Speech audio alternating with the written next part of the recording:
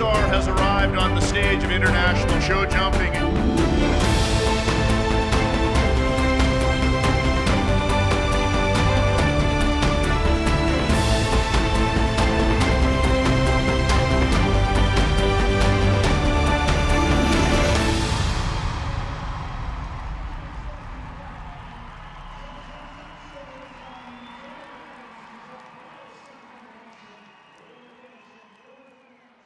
Earlier in our 2020 Spruce Meadows North American at Home weekend, I had mentioned how the Lord Strathcona's Horse Royal Canadians have been a part of the Spruce Meadows story since the very start, when a young officer named Cam Ross rode his quarter horse across field and stream on the other side of the city of Calgary to Spruce Meadows to meet Ron and Marg Southern and figure out just how the Lord Straths could be a part of the Spruce Meadows story.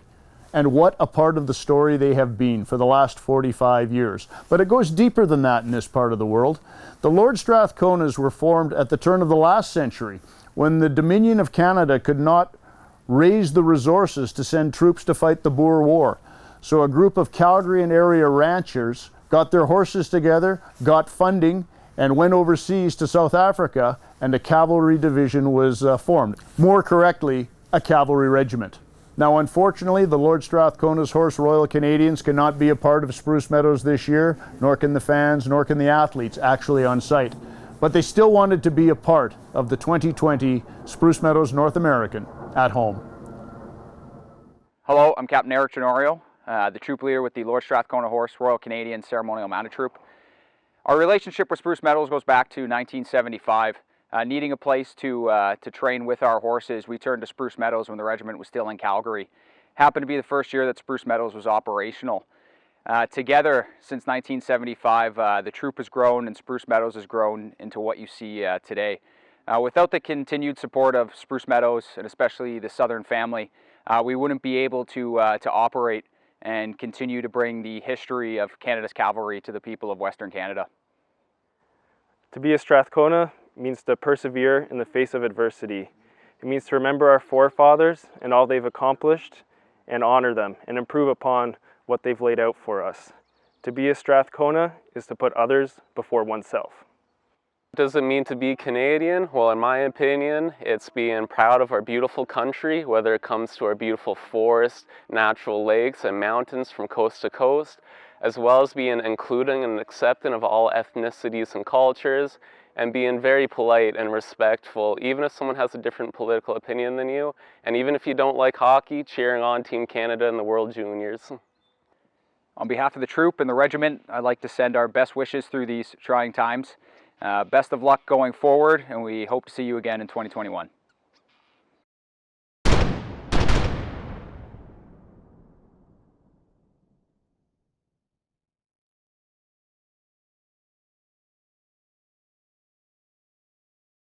In 2018, the Lord Strathcona Royal Horse Canadian commemorated the 100-year anniversary of the last cavalry charge. Our team was able to join the men and women of the Lord Strathcona Horse Royal Canadian to go to France and commemorate this historic battle from 100 years ago now. And it really was a significant time in history in World War I. March 1918. The Lord Strathcona's Horse Royal Canadians found themselves on the Western Front of the World War. It was there that Lieutenant Gordon Flowerdew led the members of the Lord Strathcona's Horse Royal Canadians in what history now refers to as the last great cavalry charge. Flowerdew's squadron, C squadron of Lord Strathcona's Horse, so it was in reserve right about where we're standing right now. The brigadier decided to commit Flowerdew's squadron to sweep around the far end of the wood and try and catch the Germans unaware as they were hopefully retreating from the attack in the wood. The Germans were basically ready for them with 2 lines of defenders, rifles, machine guns, and even artillery. And it was then that we had the fateful charge of March 30th. Victory on the day came with cost, but it is recognized as a vital turning point in the Great War. A century later, today's Lord Strathcona's Horse Royal Canadians return to France. They return as celebrated and recognized heroes of a regiment that still today is embraced by the people of Moray. And Moray wood today remains part of the fiber of that regiment. It is very important to us because it is in our blood. Blood over grass symbolizes pretty much Moray wood, so it's really, really big on us. It means the world. It truly does. It's definitely going to hit home for every Strathcona present. The Strathconas arrived to mark the anniversary and were introduced to new mounts to allow them to reenact the charge of Moray Wood over the historic battleground that played host a century earlier. 100 years ago, that's exactly the route they took. I can only imagine what's going through their head. It just sort of hits a guy once you cross the highway and start going up the hill. It's like, wow, this is it. It's a true appreciation of what those young men did for their country and for each other. March 30th, 2018. A century after the fact, the Lord Strathcona's Horse Royal Canadians honor the 100th anniversary of the charge of Moray Wood.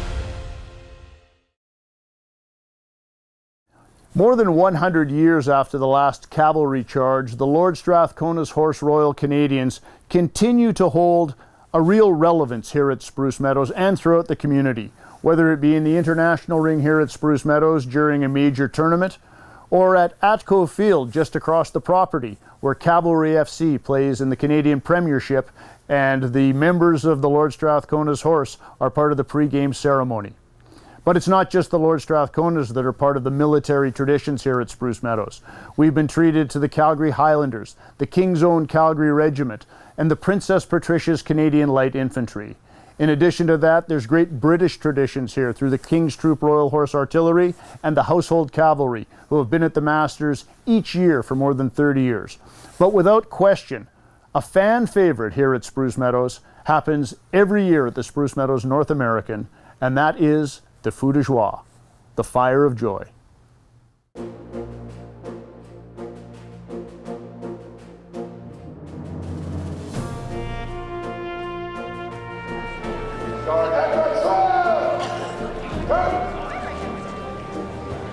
Open order!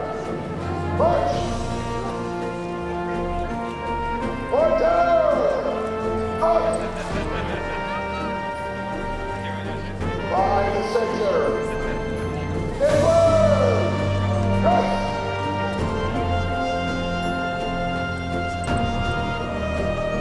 Shoulder! Up! Order! Up!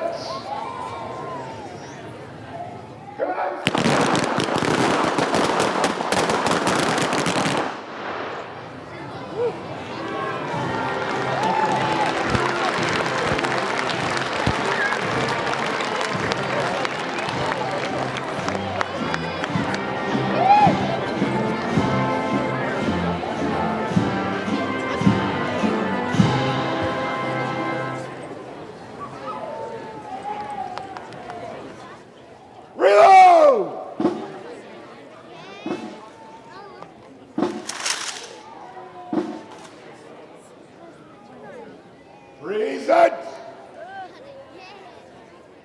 Commence!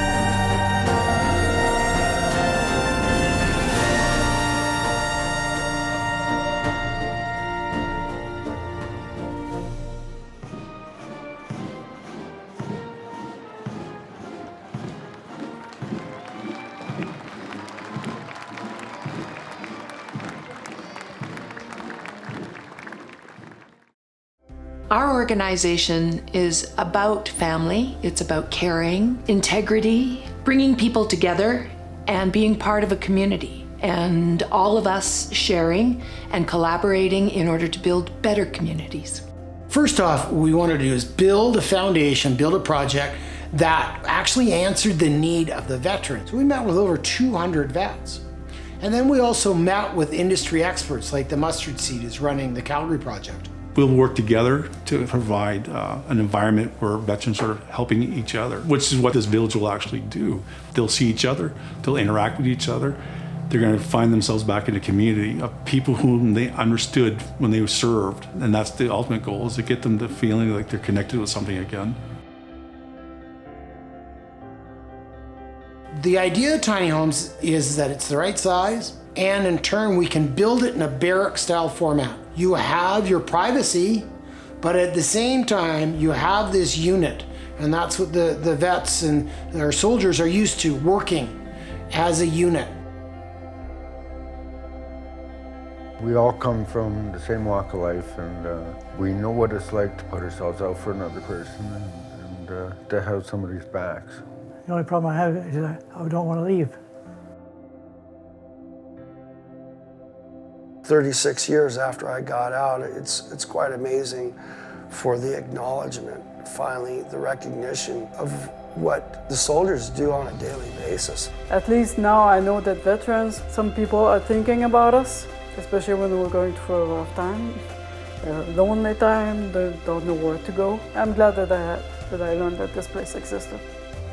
It's awesome, it's been a blessing, and they're lovely little places. That aspect has improved my life by 100%, especially since the rough couple years that I've had. Our sponsorship and donation of these homes built in our factories here in Canada are a great privilege for us to be able to provide.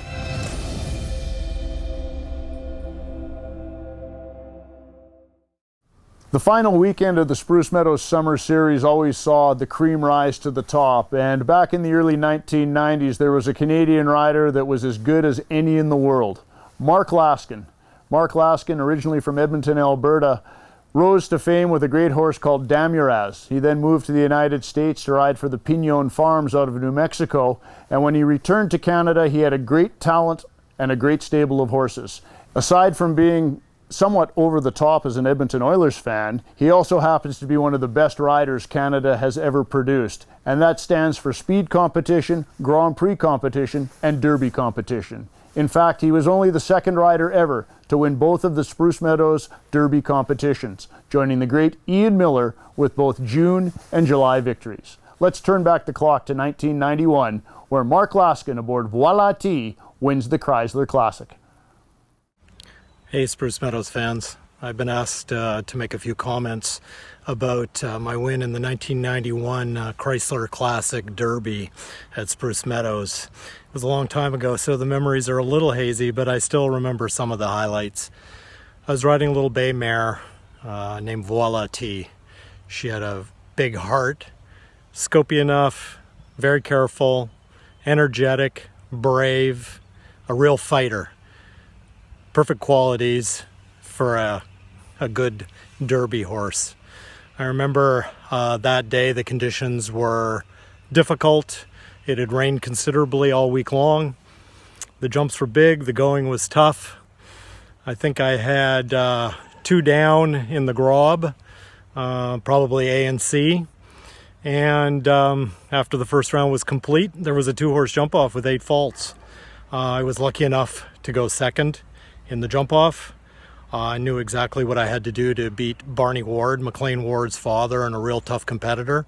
And when the smoke had cleared, I was very happy to prevail and raise the beautiful Chrysler Crystal Pentastar Trophy. With that win, Voilà T at the time became one of only 2 horses to win both derbies at Spruce Meadows, along with the legendary Big Ben. Heady company, and something to this day I'm proud to have accomplished. Thanks a lot.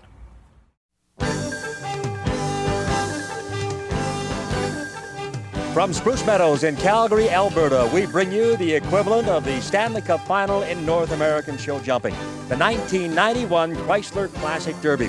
Hello, everybody. I'm Alec Robertson, along with Nancy Sutherland. Nancy, this has to be considered one of the most difficult tests in show jumping. Well, the name Derby already conjures up in one's mind a sporting event of immense proportion. The Kentucky Derby, the Grand National, the Chrysler Classic is no different. It's a course about 1 kilometer long with 24 obstacles to be negotiated, one of them being a bank standing 28 feet in the air with almost a vertical drop to the bottom of the international ring. Also, the infamous Devil's Dyke will be incorporated today, and it will be a tremendous test, the Chrysler Classic. And what can you tell us about this afternoon's field? Well, the horses will have to have tremendous stamina, great courage, and careful jumping ability. The riders, we've got the best in the world. Mexico, Canada, and the United States are all contenders in today's Chrysler Classic. And of course, from this event, a North American champion will be crowned. For more on that, we go to Ian Allison. The current leader in the North American Show Jumping Championships, Candace Schlom of Calabasas, California, with the beautiful black horse Kodiak. All the marbles on the line now. Is he up for the test in today's Chrysler Classic? I'm not quite sure in the Derby. It's anyone's game today, so you can't set your marbles on it. So we'll see. We'll take it one jump at a time and see what we can do there. Now, you've ridden this course before. Any particular areas that concern you with Kodiak? Quite a few places. A couple of the verticals, the Grob. I think everywhere, basically. Every jump is a test there. So I can't say what's going to happen until I've done it. Looking to capture the North American Championship today, Candace Schlom with her teammate Kodiak.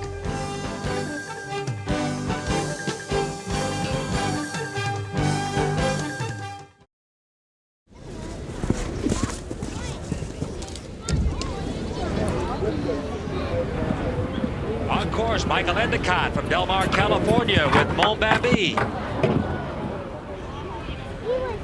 Jump number 2 coming down already for Mike Endicott. This horse has had a bit of trouble during the North American Championships. faults so far, and we're only at jump number 4 out of 24 fences on this mammoth course today. 4 faults for a knockdown. We have 8 so far for Michael Endicott. Great look at jumps 5AB, double or a Liverpool with a vertical after. Here's the road jump. Horses have to jump up onto a table, jump off the table, and now a very difficult series of fences, 8, 9, and 10. 8, the Chrysler Classic panel, 5'6" high vertical, and then a gallop down to 14 feet of water, and a straight ahead gallop to another 5'6" high, very narrow vertical. And Montbambi just seems to touch that rail and it came down, so he's carrying 12 faults as he approaches the bank. Jump up. There's a jump up on top, Alec. Ooh. That has to be scary. You have to settle the horse down. You can't just come flying off this hill and then get 2 gallop strides and up over that big vertical at the bottom where the horses are all unbalanced. And now the Devil's Dyke. Over water at the bottom, and it's about 6 feet high coming out of the dike on that grade. Here's a big Liverpool. Jumps 15AB, double Liverpools. Time allowed is 150 seconds as Michael heads his way to the last fence. Big planks on flat cups, and it comes down a total of 24 jumping faults. Michael Endicott from Del Mar, California on Montbambi. Time of 1:40.78 with 24 riding faults.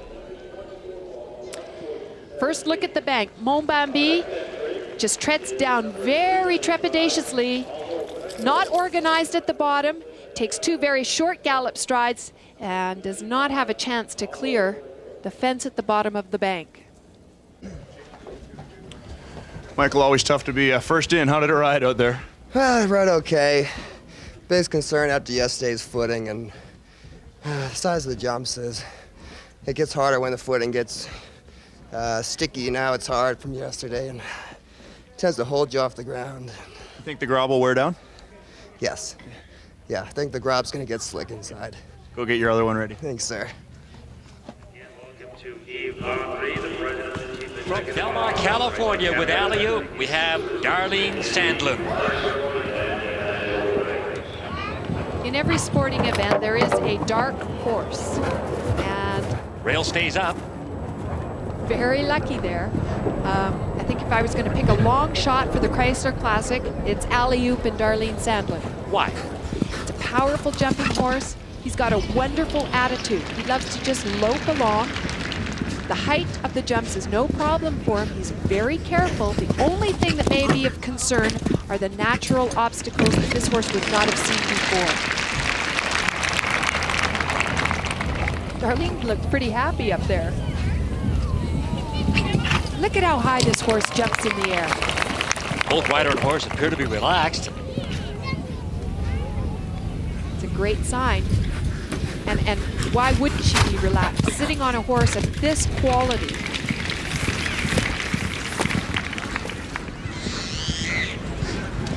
Clear so far for Darlene Sandlin. Sorry. Jinxed her. Just 4 faults there.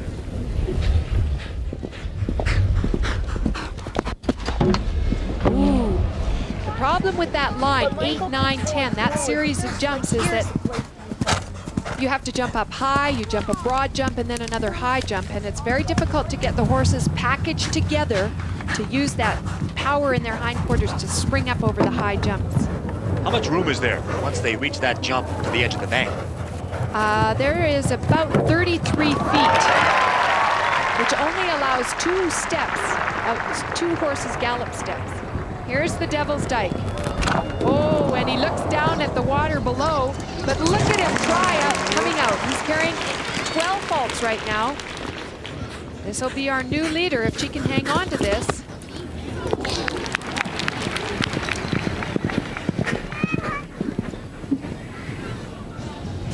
Three jumps left. She's going to be fine with her time. Time allowed is 150 seconds. She's got 10 seconds to jump the last fence. A beautiful round. 142.22 with 12 riding faults. Darlene Sandlin from Del Mar, California, and alley-oop. Coming into the Devil's Dyke, alley-oop has not experienced this jump before, and he just looks down at the second element of this dike is water underneath that. He looked down, didn't concentrate on the first one, but what an effort to come out.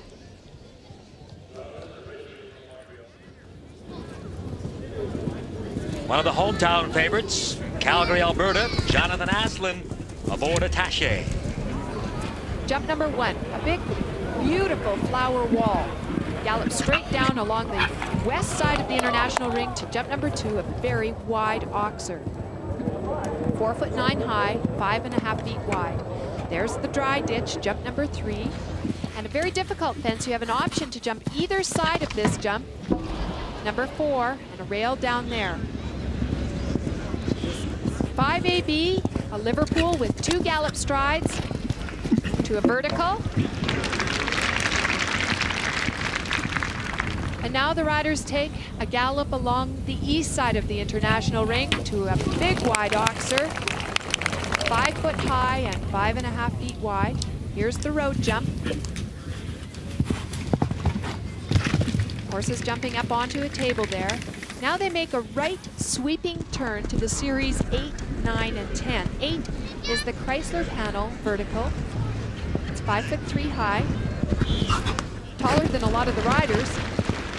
The water, 14 feet wide, and a 5'3" high vertical here. This is very easy to knock down. And the trick there is to get the horses back after jumping the wide water jump. Gallop now down to the end of the international ring to jump 11A, getting you up to the top of the bank, a little fence at the top. Steady the horses to come down the bank. To jump 12. Attaché handled that extremely well. Here's the Devil's Dyke. You jump in, you go down a grade. And he has the rail coming out. He's carrying 12 faults right now as he makes his way to the final 4 fences on the course. A big Liverpool and the double Liverpools, 15A and B. Ooh, a lucky rattlet A, but it didn't. It did come down. And the last fence, a 5'3" flanks, 16 jumping faults for Attaché and Jonathan Aslin. 1:39.09 is the time for Jonathan Aslin on Attaché.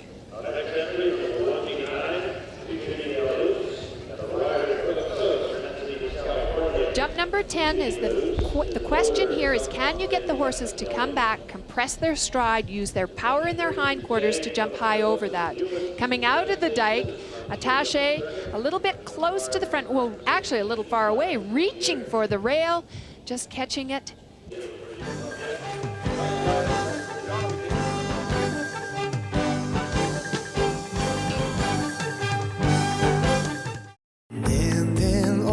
That's broken, remnants of all that's golden. I'm holding on to that feeling.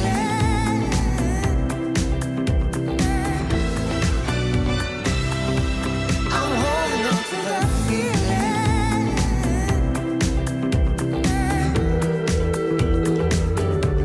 I'm holding on to that feeling. On course now here at Spruce Meadows in the Chrysler Classic Derby, Philip Sillis of California.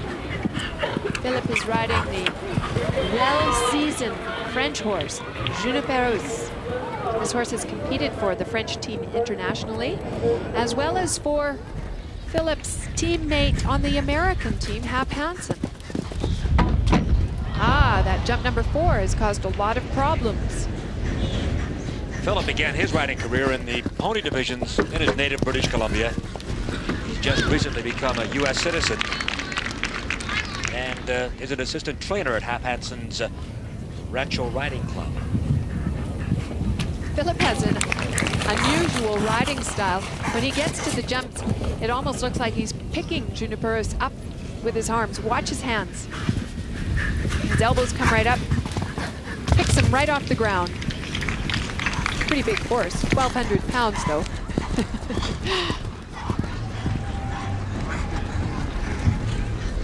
Just carrying 4 faults.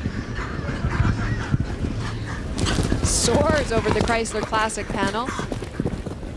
Down to the water clean. Oh, and he steps in the water. The water judge says that he hit the plasticine tape at the far end. That'll cost him 4 faults. He has 8 so far.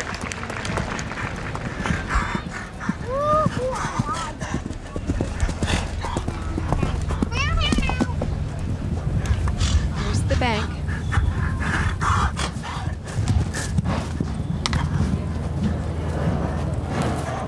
Philip being very aggressive down the bank, and what a super way to ride it. That's the way to do it. Controlled him very well down the bank. Now to the Devil's Dyke. Not the best approach into the Devil's Dyke. 12 faults so far.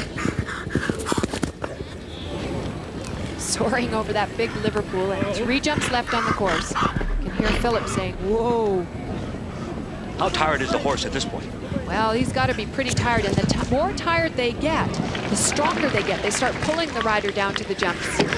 Oh, a super round for Philip Sillis and Juniperus. 139.62 and only 12 riding faults for Philip Sillis of California. Unfortunately, after having made a magnificent approach to the bank and the fence at the bottom, Philip didn't get straightened out soon enough for the Devil's Dyke, causing the knockdown at the first element.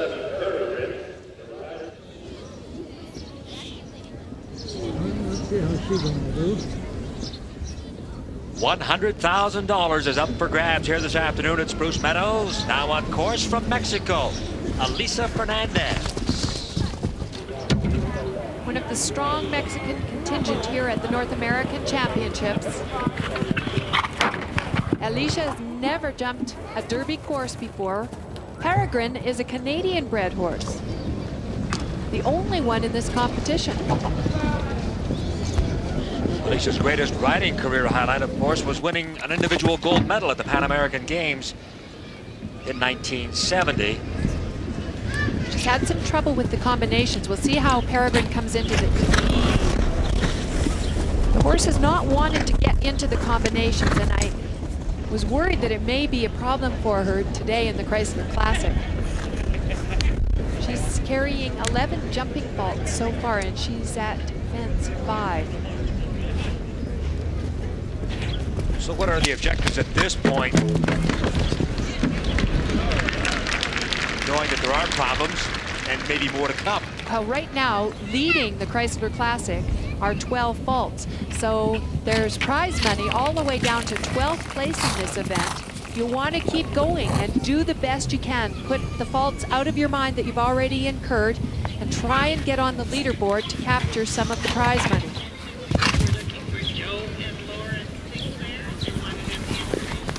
Just a beautiful afternoon here at Spruce Meadows in Calgary, Alberta. 30,000 people on hand to watch this Chrysler Classic, the pinnacle event in the North American Championships. Alicia just carrying the 11th fault so far. She would move if she could hang on to this. I mean, we've got the most difficult part of the course yet to come, but if she could hang on, she would move into the lead.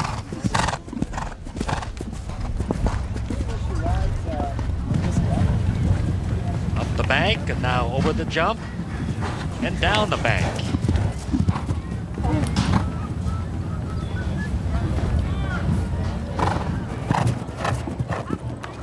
Great effort by Peregrine there. Now gets straightened out for the Devil's Dyke here. Oh. The natural obstacle there again. Again, no experience really on those types of fences.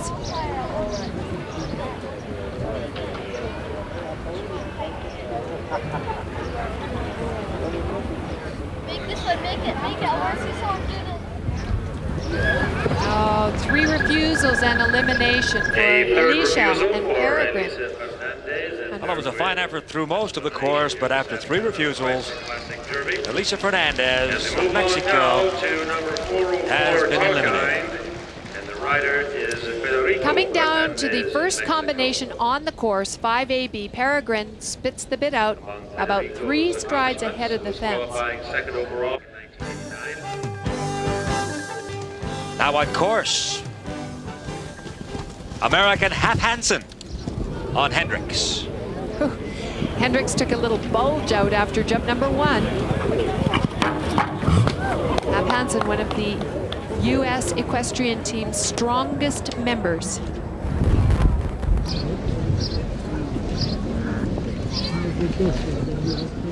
You know, Hap Hansen is kind of like a Guy Lafleur or a Mario Lemieux in hockey. He looks perfectly at home and comfortable on the top of a horse. He's a talented athlete as far as show jumping goes, but he's a very relaxed kind of guy. When you see him, he's got a cigarette out in the barn and drinking his coffee and Having the extra athletic ability beyond whatever it takes to be a show jumper in terms of being an athlete, will that give him an advantage? Well, I think that the more fit that you are, it doesn't matter what sport you're competing in, it has to give you an advantage. I think if you saw Guy Lafleur have to go up against Gretzky in his peak, there probably would be no comparison. But I'm not saying that Hap Hansen isn't fit. He just has so much natural ability. He rides 8 or 10 horses every day, and that takes a lot of stamina. Imagine the horses being tired in a tough event such as this, but the riders certainly have their fair share of becoming exhausted.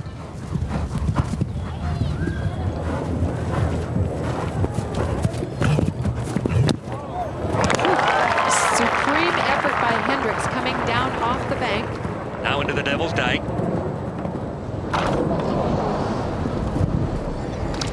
Catching the rail coming down. Now, Hendricks is in the running for the North American Championships with Hap. And as a result, he's had to use the horse very hard all week. Actually stands in second place in the North American standings going into today's event. Hendricks, a 17 hand, a gelding, 8 years of age. 12 faults ties him for the lead in the Chrysler Classic right now. 1:41.79 is the time for Hap Hansen aboard Hendricks. Hendricks coming down the bank. Look at him gallop, looking down at the bottom, and then they gallop 2 steps. Look at this horse leap up in the air, use his hind end to clear that jump number 12. And there you see the casual guy. Our leader in the North American Championship standings from Calabasas, California, Candace Schlam aboard Kodiak. The North American Championship is a newly created championship which requires horse and rider to jump consistently well over 5 days of competition here at the North American Tournament. With the one rail down, how will Kodiak do throughout the rest of the course, knowing what he's gone through this past week? Well, all the horses have had to put in supreme efforts every single day of jumping, and all the horses are a little bit tired.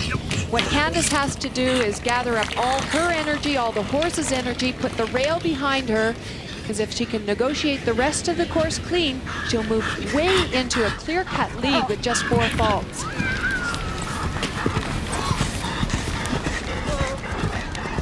That would assure her the North American Championship.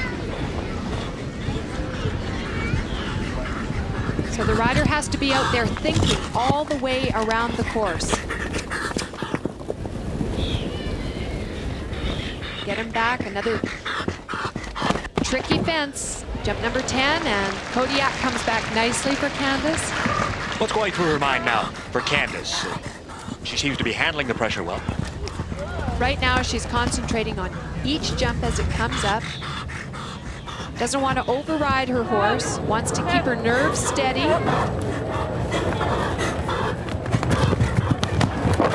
Oh, 8 faults, that's all right. If she can hang on to that, she still moves into the lead. But the Devil's Dyke, Kodiak, a beautiful job through the Devil's Dyke. Just hunted through it like it was a piece of cake. She's just got 8 faults right now. And we're into the stretch run.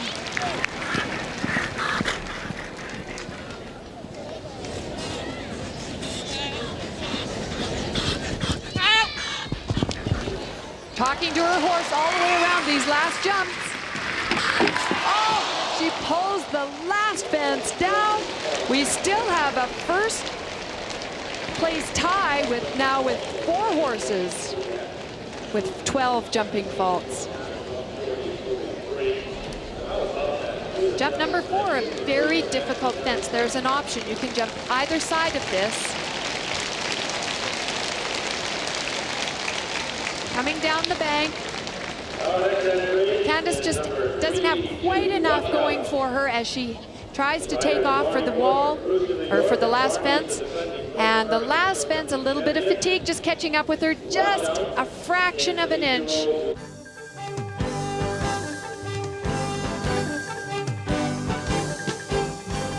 Generally, it's to your advantage to come in the later stages of a competition such as this. However, with the vast amount of rain that's fallen on Spruce Meadows over the last month, the course is tending to give way, particularly in the Devil's Dyke. I have in front of me a selection of corks that'll be used in the horse's shoes, and as the entries go through the competition and come down over the Devil's Dyke, there's a real concern it's going to get greasy or slippery in there. As you can see, the mud in the hitching ring's really broken down. And after putting about 1,000 horses across the course at this year's North American Championship, footing could tell the difference today. Let's hope they're corked correctly coming into the always dangerous dike. Challenge earlier this afternoon. This is Barney Ward. American Barney Ward, the defending 1990 Spruce Meadows North American show jumping champion, this afternoon on Watch Out. An 8-year-old gray gelding, 16-2.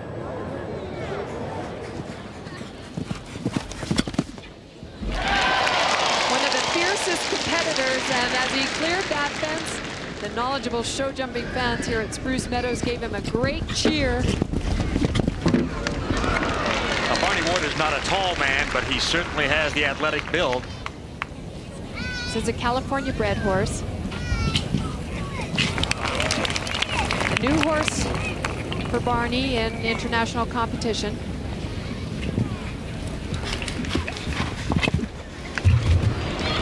Barney can squeeze every ounce of energy and get the most out of every horse that he rides. I'm amazed being able to do this well on a relatively new horse as far as he's concerned in terms of having ridden it before. Great talent and obviously a quality horse.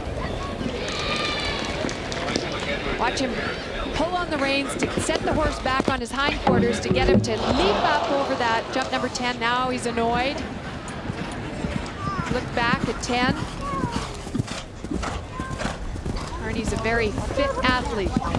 Works out every day of the week. Pumping weights, running, riding horses. So does he have a chance at defending this championship?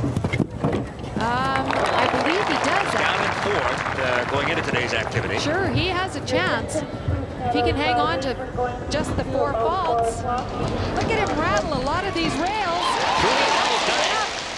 He only has 4 faults. Barney Ward and Watch Out. 3 jumps left, and fitness does not look to be a problem for these two. This horse isn't even sweating as he comes down to the double Liverpools. He's clear. 1 jump left. Oh! The last jump. However, that allows Barney Ward and Watch Out to move into the lead of the Chrysler Classic. It's the Americans leading the way in the North American Championship.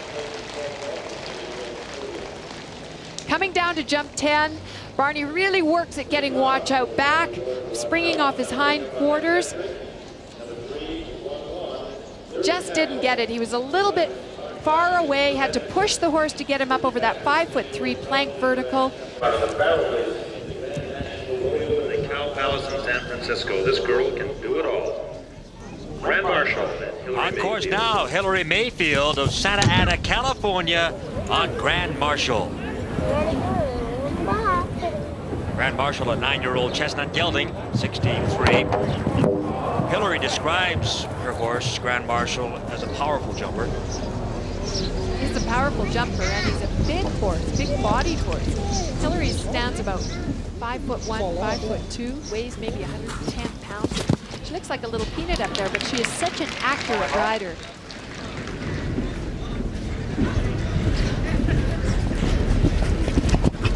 Almost seems to be coming down in slow motion. You mentioned she was an accurate rider. Exactly what does that mean?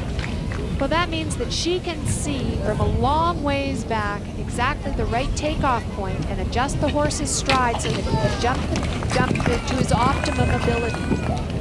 Now, these horses actually lose sight of the jump as they go over. That's right. They have binocular vision. They can only see the jump for a certain period. Once they pass the point of no return, they have to rely on complete trust and control from the rider. I'm amazed that someone so small can handle a horse that big.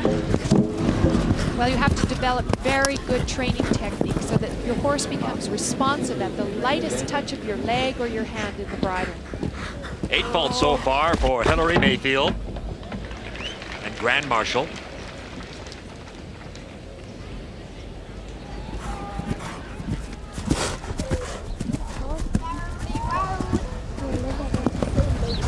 Now up the bank. Riders talking to their horses a lot around this course. Trying to regroup to go over the bottom jump. And it stays up. What a monumental effort turned in by Grand Marshal there. A beautiful effort. A little slow coming into the Devil's Dyke, but clears the out part nicely. One rail down through the Devil's Dyke. Now 12 riding faults for Hillary.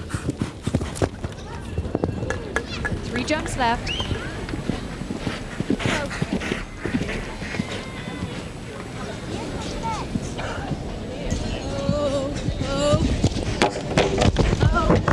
Oh, really rattles those double Liverpools, but they stay up, and she's going to have a castle full of time faults, and the last fence comes down. So 154, and of course with the time faults, you're only allowed 150 seconds to get through the course.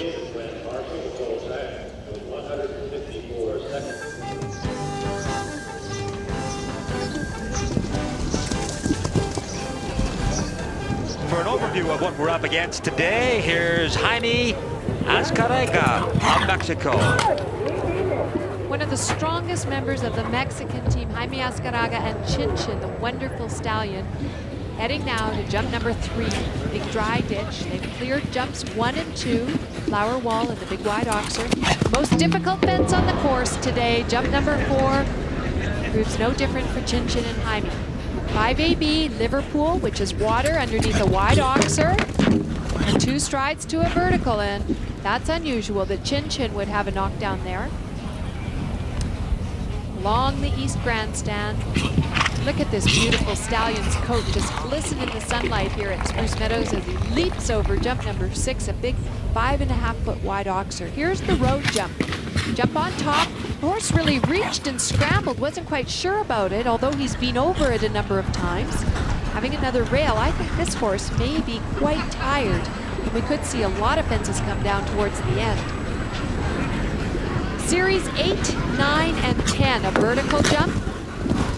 Gallop down to a wide water jump. Get the horse back for another big vertical jump. Does that beautifully. Heading now down to the far north end of the international ring here at Spruce Meadows to jump 11, a fence to get you onto the bank. little jump here at the top.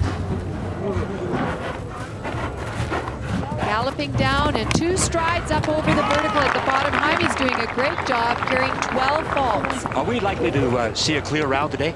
I don't think so, Alec. The horses are tired, competing for 5 days in the North American Championships. Did you see what that horse did to get through the Devil's Dyke? What a phenomenal animal. 4 jumps left. Carrying just 12 faults. Oh, 16 now, I'm sorry.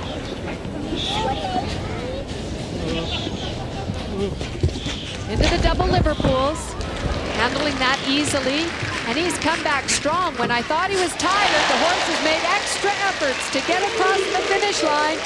16 jumping faults. Coming into the Devil's Dyke. Now watch what this horse does. He looks slow coming in. Look at him twist his whole body. Jumps the middle part conventionally and then twists again. The whole hind end to get out over the Devil's Dyke without having another knockdown. What a wonderful horse. The Mexican stallion, Chin Chin.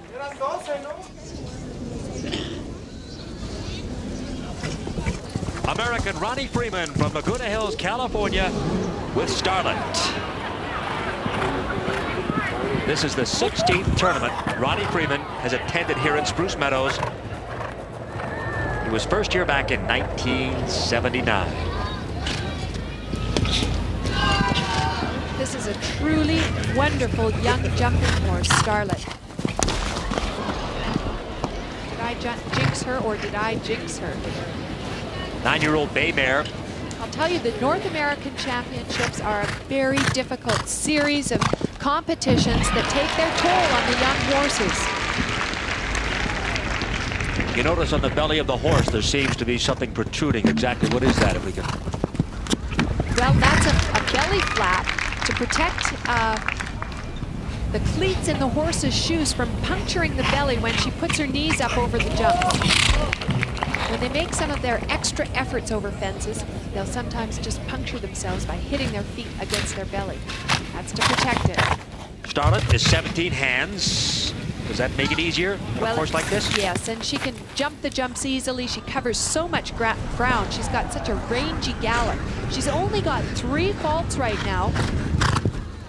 Ronnie Freeman, one of the toughest competitors, one of the most determined riders, and one of the most helpful and nicest competitors that we'd want to meet.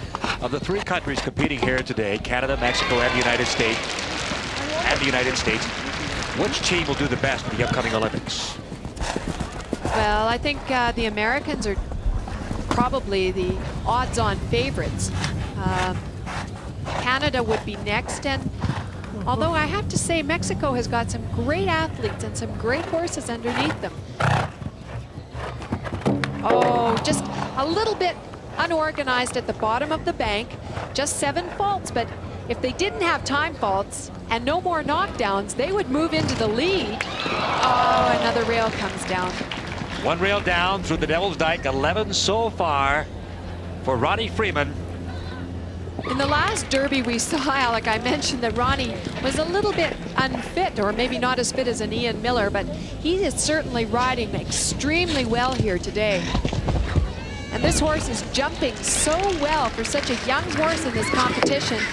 But there will be time faults for Ronnie Freeman, 153.76. 12 jumping faults. Looking at his refusal at jump number 4, it just seemed the first part of the course, Starlet was a little disorganized, and she has a look at the little arch walls beneath and decides to not jump it, but on her next approach clears it beautifully, one of the most difficult fences on the course. He may live in Santa Fe, New Mexico, but he still is a Canadian. Mark Laskin in Guanati. Mark Laskin, one of the best Canadian show jumping riders on the international circuit today. He elected not to go to the Pan American Games trials or the Pan American Games. Instead, he chose to compete here for the North American show jumping title.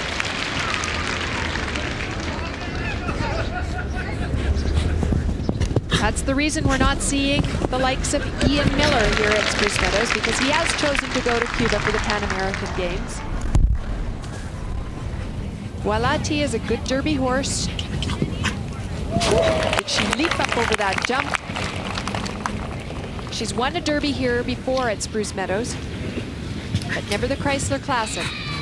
Voila T's 12 years of age, standing 16 hands. What is the perfect age?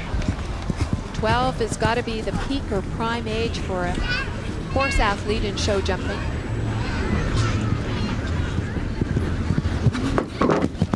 Oh, a lucky rattle. No faults for Mark Laskin so far. On the head of Voila T, the special protection to keep the flies away, or to keep them from being distracted by the flies. Clear so far for Mark Laskin. And you know, I'm just looking at the standings here, Alec. If Mark moves into the lead with a clear round, it's going to take some time to compute the results for the North American Championship. He could be the North American champion if he has a clear round here. Now into the Devil's Dyke.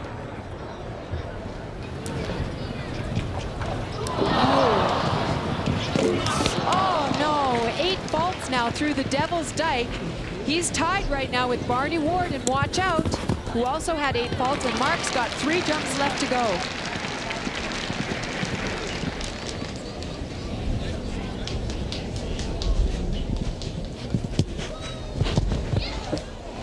Beautifully done through the Liverpools. 1 jump left.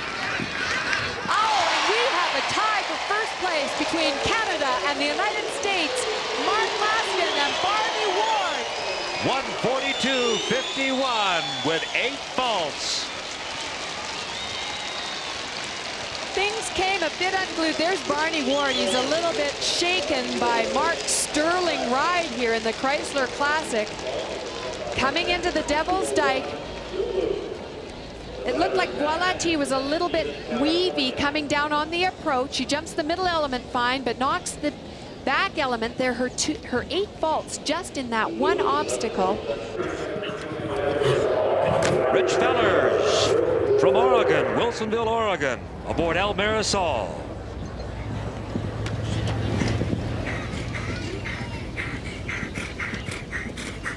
Rich and El Marisol were the winners of the Queen Elizabeth II Cup here at Spruce Meadows. Oh, and a rail down for El Marisol. 4 faults. Mark Laskin, Barney Ward, tied for first place right now with 8 faults. However, Rich and El Marisol could take it all away from them if they don't have another knockdown.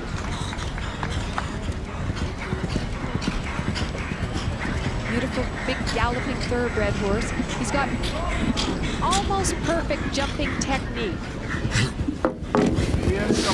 And I jinxed him. He's got 8 faults now. 2 rails down. El Marisol 17 hands.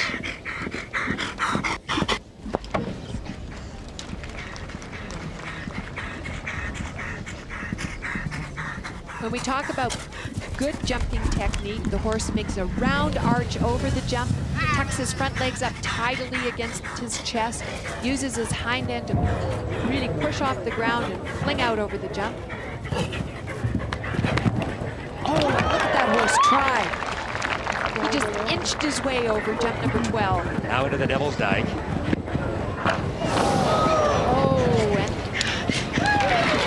1 down through the Devil's Dyke. We have 12 riding faults. El Marisol showing signs of fatigue as well. The horses have been working hard in the North American Championships. 5 days of competition, culminating in the Chrysler Classic. $100,000 in prize money today. Another fence down at the Liverpools. And he comes through the finish. 134.22, 16 riding faults for Rich Fellers and El Marisol.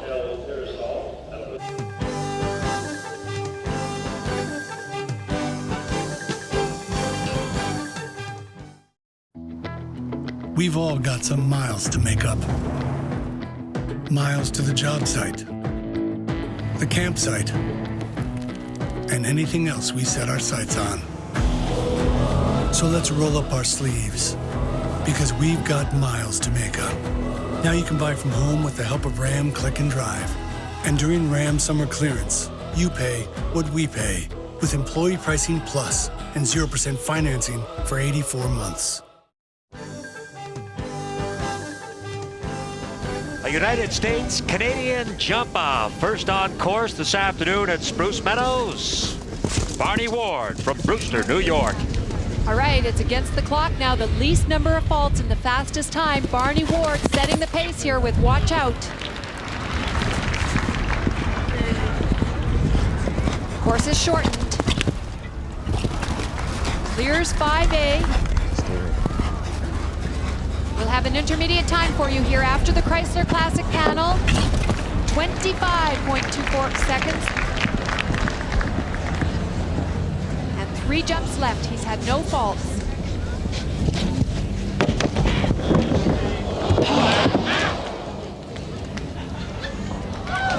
Oh, and the last fence comes down. 8 jumping faults. That should make it easy for Mark Laskin. 42.17 is the time, but again, 8 jumping faults, and Canadian Mark Laskin getting set to come out on the course for this jump off, and it appears as though he has an excellent opportunity to win this Chrysler Classic.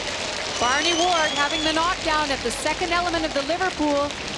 Continuing on here and flattening out over the planks, 5'3" high, giving 8 faults. Now that has got to give Mark a nice cushion, but anything can happen in sport. Mark's strategy now has to be take my time, try and jump the jumps clean. If I have a knockdown, I'll pick up the pace.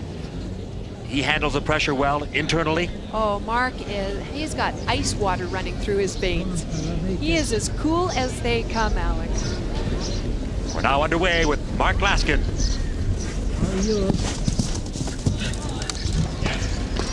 Mark Laskin on the little French mare, Voilati.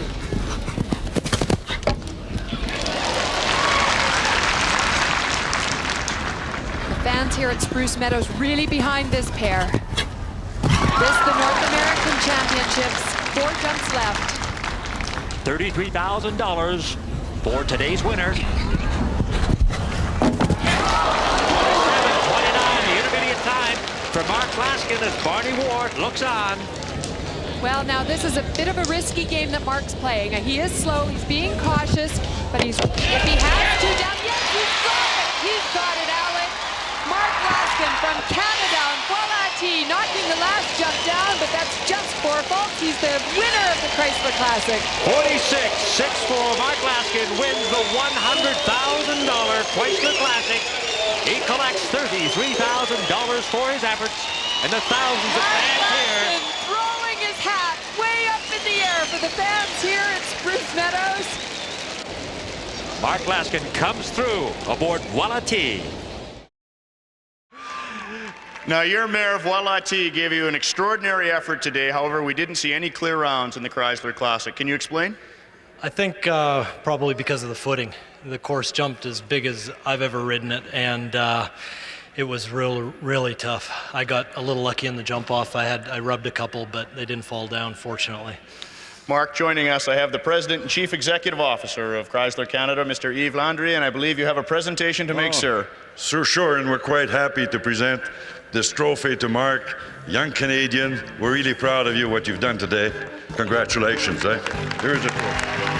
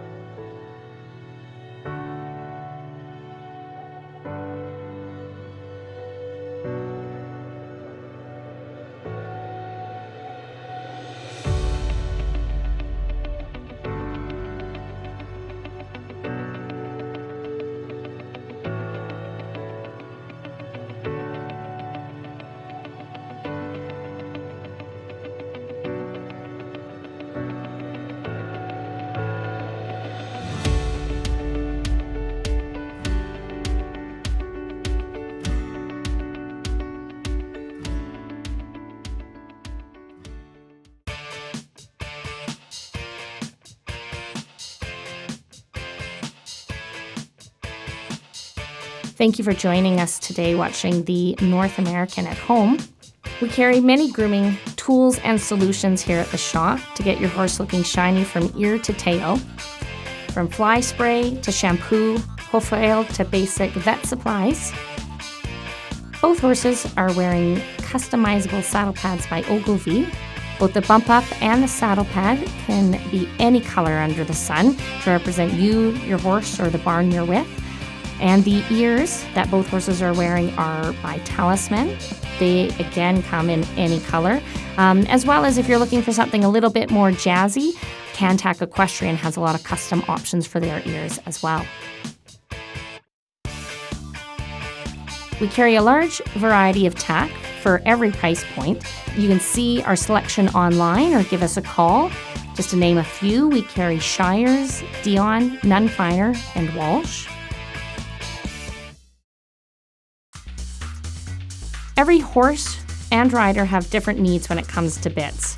By carrying a large selection of bits, we try to meet these needs. We carry Steuben, Trust, Poppuccini, Jump-In, Nath, Myler, just to name a few. The horses shown here are wearing boots by Veritas. Our selection of boots includes Equifit, Veritas, Escadron, Trust, Acavallo, and Grand Prix. Give us a call and we'll find the right boot for your horse. Are you looking for new stirrups for your saddle? Brian is using the Free Jump stirrups. They've got a safety technology to them. We also have the Tech stirrup, the Cantac stirrup, which comes in a number of different fun colors, and also the more traditional Steuben stirrup.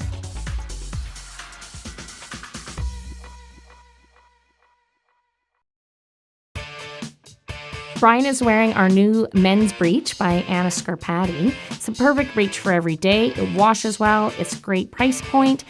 We also have quite a number of breeches for men and women from Equiline, Sam Shields, Kingsland, Becure, AA Platinum, and Vision Apparel.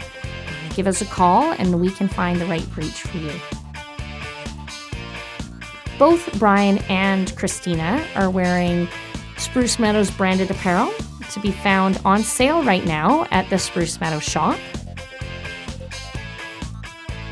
We carry Omega Alpha at the Spruce Meadows shop. Omega Alpha offers a wide range of unique natural health products for riders, horses, and dogs.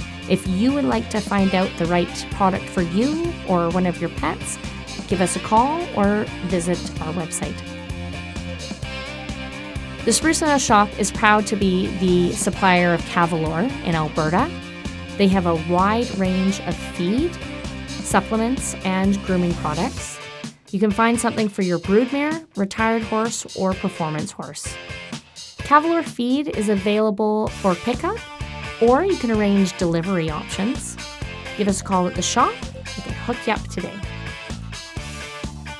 Right now, the Spruce Meadows shop is open by appointment. We're available for gateside pickup, feed pickup or delivery, and online 24/7. The Spruce Meadows shop is open Monday to Friday, 9 till 5.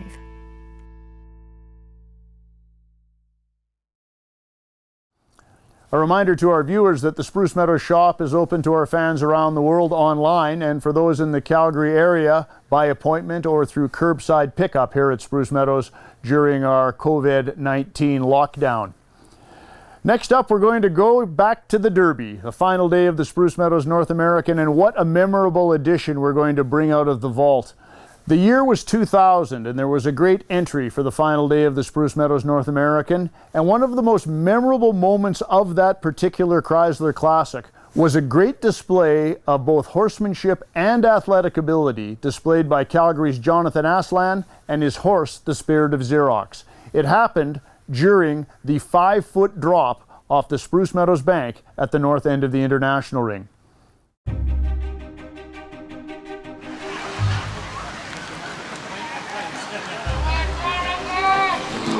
At the Spruce Meadows North American, Jonathan was competing in the very difficult Chrysler Classic Derby. Once again, the rain set the tone.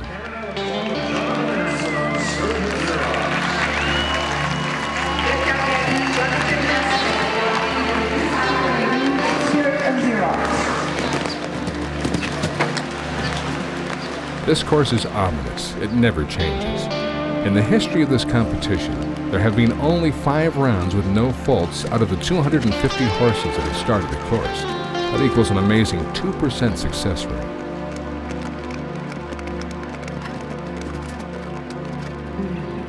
It's been said, a horse gallops with its lungs, perseveres with its heart, and wins with its character.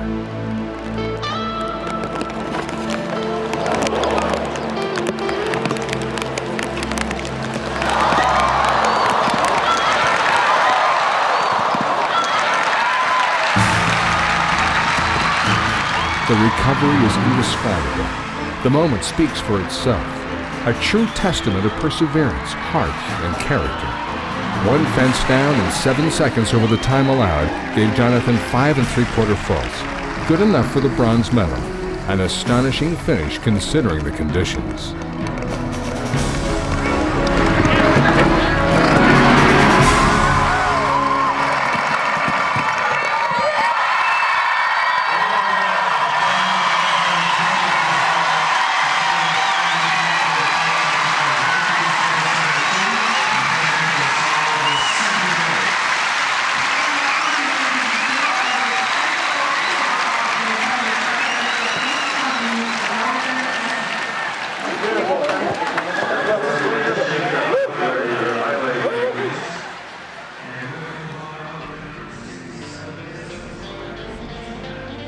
Jonathan, he was almost down. You still stayed on and then jumped the fence clear. What happened out there? We were focused. We were going to jump it. He was super. He got up and just went. Unbelievable. He's got a heart as big as this whole place. He really is an ideal Derby horse. He's so keen, so good. He jumped it easy. He felt fantastic.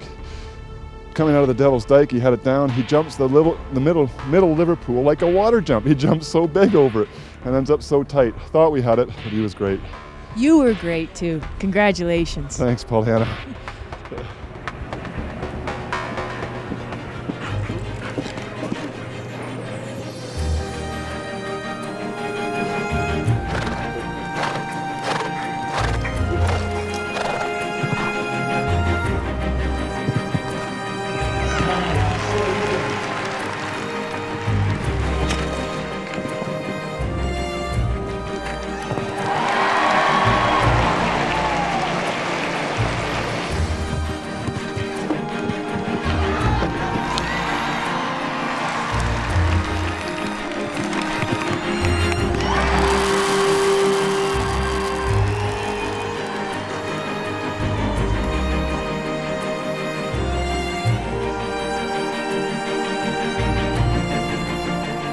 Jonathan Aslan and the Synovus Energy Classic.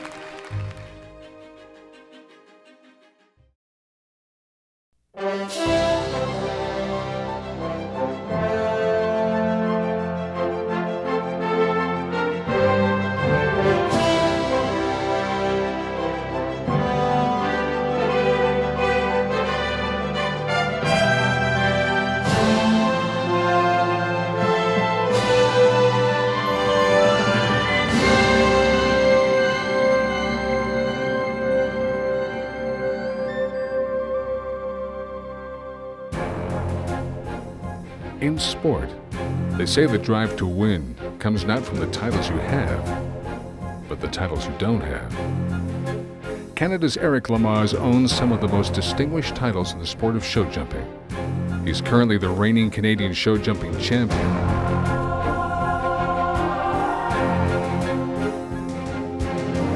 Cagney is the horse that took him to the top. The horse with great talent and an even bigger heart. It's a once-in-a-lifetime combination. But success can't stop time. Cagney is in the twilight of his great career, and every title means that much more. Today, it's a new mission, a new goal, a new title. Eric Lamaze and Cagney are taking on the challenge of the Chrysler Classic from Spruce Meadows. The final leg of the Spruce Meadows North American Show Jumping Championship serves up one of show jumping's most demanding and legendary tests. The Chrysler Classic marks the end of a championship struggle between horse and rider and the International Stadium at Spruce Meadows that spans 5 days. It's a kilometer long. It incorporates every natural obstacle in the sport. It's an immense test. It is the Chrysler Classic.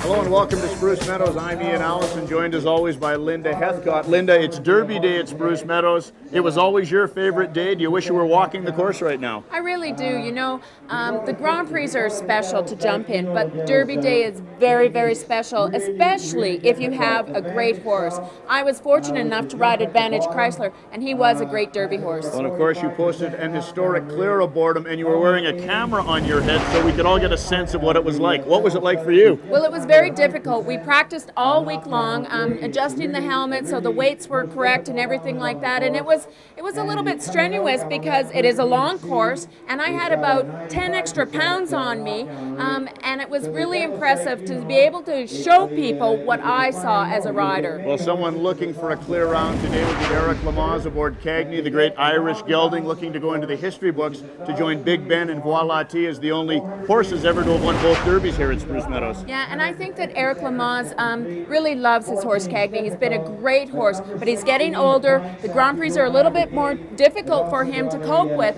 and I think that he believes in this horse, and he would like to win this horse to be able to retire him on this type of a record. Well, a lot of this crowd will be pulling for Cagney, but it's another Irishman that's captured your heart this week. I like a little feisty stallion called Nick of Diamonds, Leslie Howard's horse.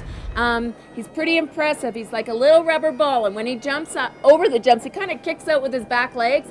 Leslie's been training the Devil's Dyke, and he jumps it well at home, but she's never jumped it in the ring. Everyone gets concerned about the Devil's Dyke, but the final line of the Chrysler Classic can also take victims. And with more insight onto the Double of Liverpools, we're going to check in now with Pollyanna Hardwick-Brown.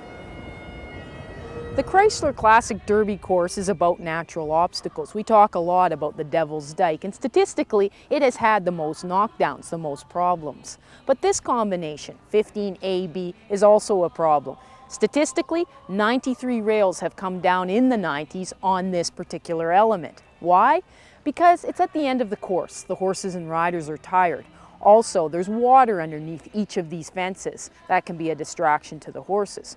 Plus, it's close to the in-out gate. The horses start to focus on home rather than the job at hand. Now, I think if you watch today, you'll see a few more rails and a few more statistics racked up at this combination. There's a look at our conditions today for the 2000 edition of the Chrysler Classic. Absolutely ideal jumping conditions over this 935-meter course. We'll be scoring the event with 4 faults for a knockdown. Refusals are assessed at 3, 6, and elimination for a third refusal on course. Time will be tight, I believe, today, Linda. The course is high, the stadium is large, 141 seconds is our time allowed, and I'm sure we'll see time faults assessed for a number of our international entry as we move to Great Britain for our Pathfinder in today's event. Scott Smith on course, his final lick at the North American Championship competition. First to go in the Chrysler. When I think the one thing that we have to remember as we're watching these riders go around this course is the jumps themselves are quite far apart. And it's, 4 faults already at the second jump. What the rider has to think about is, I'm going to keep it at 4 faults. I'm going to jump each jump individually and try and make sure I don't cause myself to have a lot of fences down. Well, it's easy to say we're going to try and keep it at 4 faults, but the fact of the matter is that over the last decade, there's only been 5 clear rounds in the event, one of which you rode aboard Advantage Chrysler. And Scott Smith will not join the ranks of the clear rounds here today. This is a demanding course. The riders, I think the advantage will go to the riders that have jumped this course before. Scott Smith, obviously being the Pathfinder and a rookie to this Derby, has his work cut out for him, sitting on 8 faults right now. Over the table jump very nicely.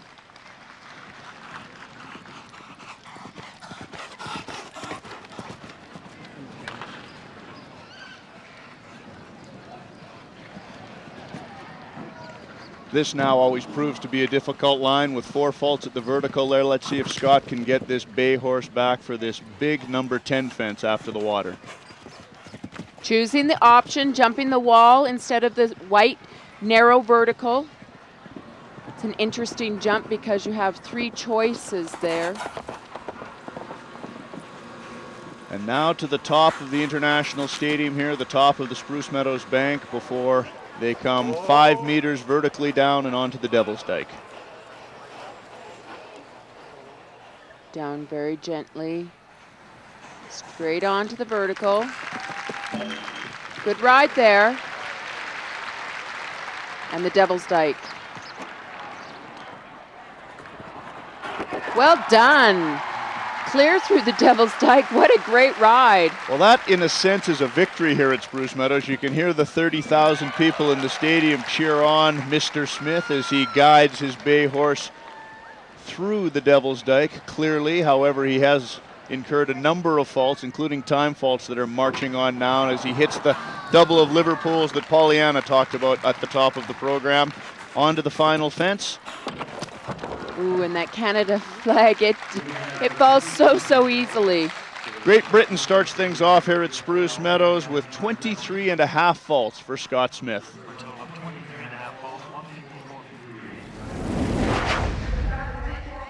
Here you see him riding to the skinny vertical. Doesn't really set up very well, and the horse just bumps it with his front legs and it comes down.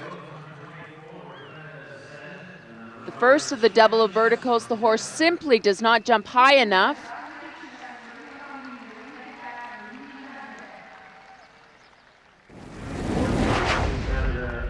Off to catch their breath in the international warm-up area. 23.5 faults for Cabri Dell and Scott Smith of Great Britain.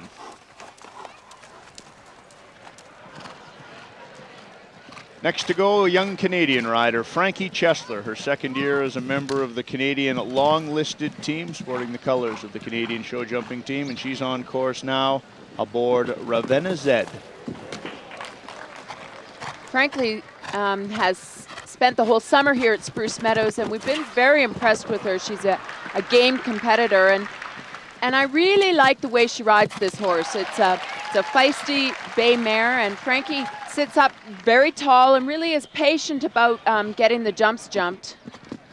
You can hear her talking to the horse, and just maybe a little too aggressive there, causing 4 faults. Well, it's been a 6-week tour at Spruce Meadows for Frankie Chesler, and over the 6 weeks, we've really seen her colors, as it were. What a tough competitor she is. Every day she shows up for work, hacking her horses in the morning, and at just 19 years of age, I think she has a very bright future in the sport, and she is now on course in her first Chrysler Classic.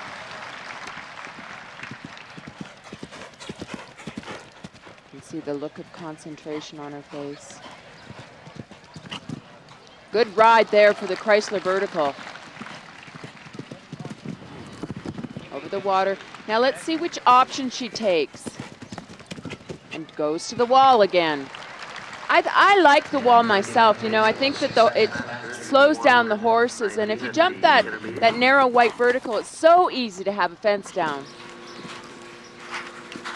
It's awfully inviting, however. It looks a couple of inches lower than the wall, and those that haven't gained experience by either watching or competing in the event often jump the white rails. We'll see how that unfolds today as Frankie boldly heads down the bank. Ooh, 4 faults. I think she was just didn't, settle down enough and really make sure that she got the jumped clean there. But a good ride through the Devil's Dyke. 8 faults, getting away with the jump at the bottom of the bank and the first of the Devil's Dyke, incurring 8 faults there, really is not so bad. She's sitting on a pretty good round here. Tough final line remaining as time marches on. She will be tight on our time allowed. Oh, that's too bad. Really, the mare didn't get up in the air enough. And I think this horse is just getting a little bit tired. Frankie did a great job though. 1:45.43 the running time. Time faults are assessed and they finish up with 17 1/4 faults here at Spruce Meadows. The time allowed could be very tough because Frankie galloped right along. Here you see her jumping the jump at the top of the bank, and she urges her horse down the bank quite quickly because he wanted to take a step backwards, and that would have incurred 3 faults. Instead, she has 4 faults at the bottom of the bank. Frankie Chesler leads the way at Spruce Meadows, and we'll be back with more of the Chrysler Classic after this.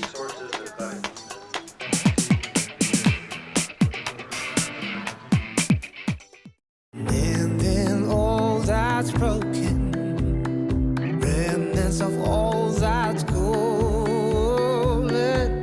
I'm holding on to that feeling.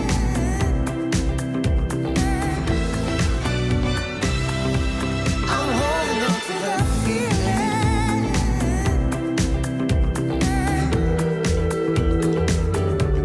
I'm holding on to that feeling. Canada leads the way at Spruce Meadows, and looking to change that will be Michael Endicott of the United States from Rancho Santa Fe, California. She comes into the stadium, and Jürgen Rokart rises to take the Cavaliers' salute on behalf of his colleagues around the world watching the Chrysler Classic from the center of the stadium here, as Michael Endicott tightens his chin strap and gets ready aboard his Celle Francais bred gelding Cajou Peru. This is a horse that will have never jumped a Derby competition before, Linda.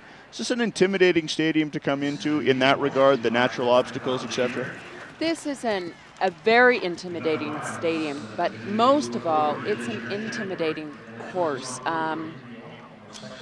It doesn't appear that way, but it rides so tough, and it's so hard to keep the concentration. It's long, it's exhausting. You have all of the natural obstacles. I actually, as a rider, I don't remember it being as tough as it seems to be, but as I watch it, it is so difficult.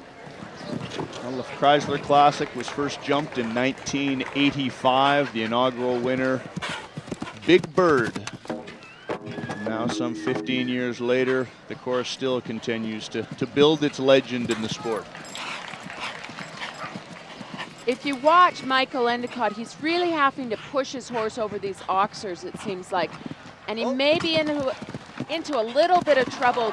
The horse doesn't look quite as confident as he could. Mike looks like he's having to override.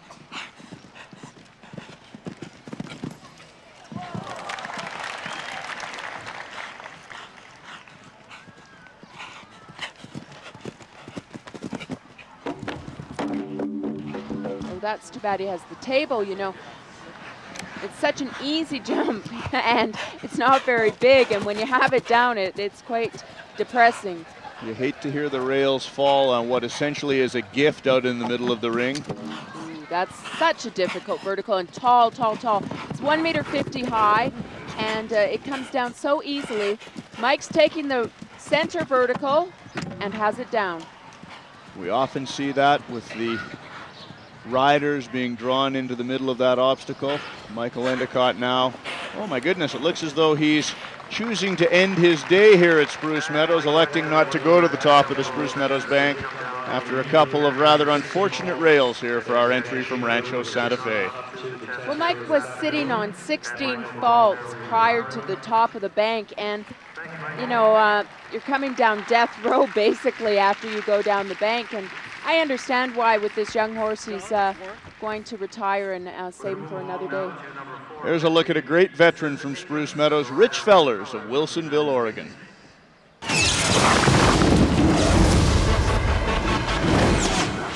Rich Fellers has been coming to Spruce Meadows for much of the 25 season, starting as a junior jumper here and now regarded as one of the best internationals from the United States. He will look to lay claim to his first Chrysler Classic title today.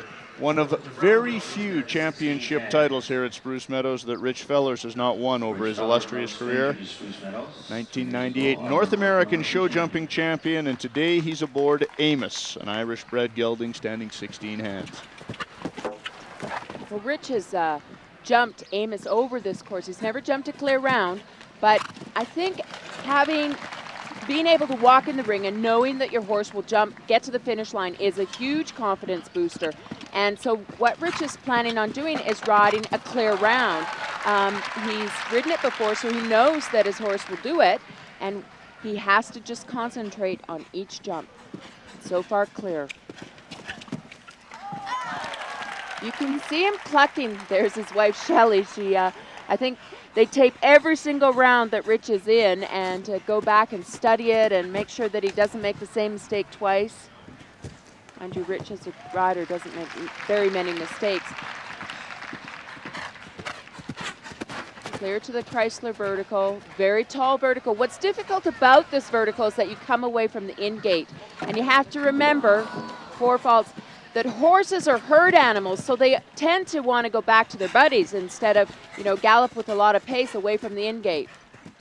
Now a veteran of the Chrysler Classic electing to jump the big white vertical there instead of the wall, maybe feeling he has to keep Amos a little more careful. What you can see when you watch closely Amos and Rich, Amos seems to be stuttering a little bit. He's a little bit spooky, very cautious about the course. And that could be why Rich chose the skinny vertical as opposed to the wall, because the wall is quite intimidating. Great ride. 4 faults to the Devil's Dyke. Loses a stirrup. He's overriding. Oh, and 8 faults in the Devil's Dyke. That is a tough obstacle to negotiate when you're missing one of your stirrups. Rich Fellers gets through aboard Amos, but certainly racks up a few faults. The last 3 jumps. Now, this is interesting. Rich Fellers is regarded as one of the fastest riders in the sport, and he too is going to incur time faults here, and 4 more jumping faults as he comes to our final Canadian vertical, finishing up with 16 jumping faults and 1 1/4 time faults. And there's the final score on our entry from Wilsonville, Oregon. It was a year ago that Dayton Gorsline aboard the Spirit of Xerox 2 took on the world. They had what it took to be the best in the field.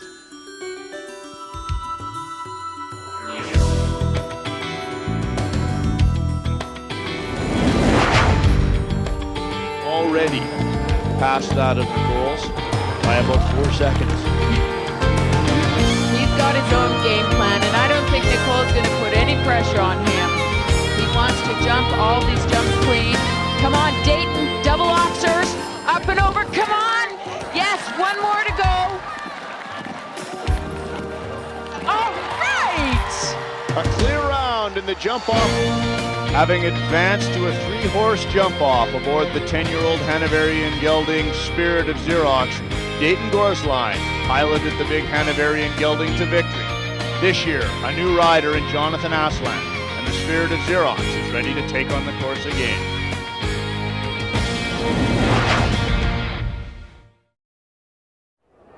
The excitement of the Chrysler Classic continues from Spruce Meadows.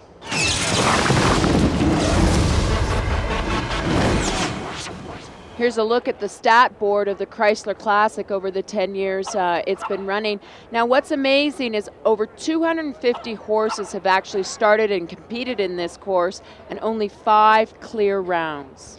The course has a pretty good win ratio over the horses. Interestingly, last year, the jump-off was amongst 4 fault horses. I see a name on there, Linda, from 1993, a clear round aboard Advantage Chrysler. Was that a career day for you? Oh, absolutely. I mean, it was pretty exciting to be one of the clear rounds, but unfortunately, I picked the year that 3 of us jumped clear. I ended up second that year. Everyone was on top of their game, as Joey Gatlin wants to be today, now on course from San Juan Capistrano. She's aboard Yolan. This is a Dutch-bred gelding standing 17 hands tall with Joey Gatlin. 4 faults. I think Joey is really struggling with having that top performing horse. She has a lot of good, solid, competitive horses, and she's a great competitor herself. But to me, she's missing that one sparkly horse that can really, you know, propel her into the international show jumping scene. The first liner as such, Joey, who is, as you mentioned, an extraordinary horsewoman, not only on the Grand Prix scene on the west coast of the United States, but also spends a significant amount of time as a stunt rider for major Hollywood productions. But it really has yet to find that first string Grand Prix Derby type horse. Let's see if this Dutch bred gelding can carry her into the standings today. Ooh, hard ride at the water. Let's hope she goes to the wall. And she does. See, now she gave that wall quite a good rub, and the top block was pushed out a bit, but it didn't come down. If she jumped the vertical in the center, I think she might have incurred 4 faults there. This horse seems to me to be quite aggressive at this point. Joey needs to take a deep breath, get the horse regrouped before this very difficult line of jumps. Nicely down the bank. Taking her time, so as we've seen throughout the course of competition today, time is marching on. She'll have to make up that time if she gets through the Devil's Dyke here.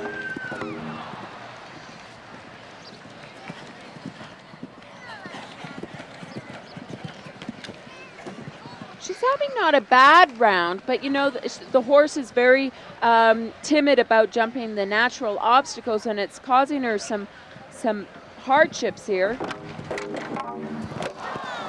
And now I think that Yolan's simply running out of fuel down the final line here, although he pops up nicely over the final Canada signature planks. But there's a look at the scorecard today. 25.5 for Joey Gatlin as time marched on to incur time faults. She really has to ride hard at the Devil's Dyke, and he jumps right at A, has a problem at B, and again, can't get over C. Here you see him struggling to get out over C from the side view. Great view of the camera. 17.25 faults leads the way at Spruce Meadows. Canada, United States tied at the top of the standings.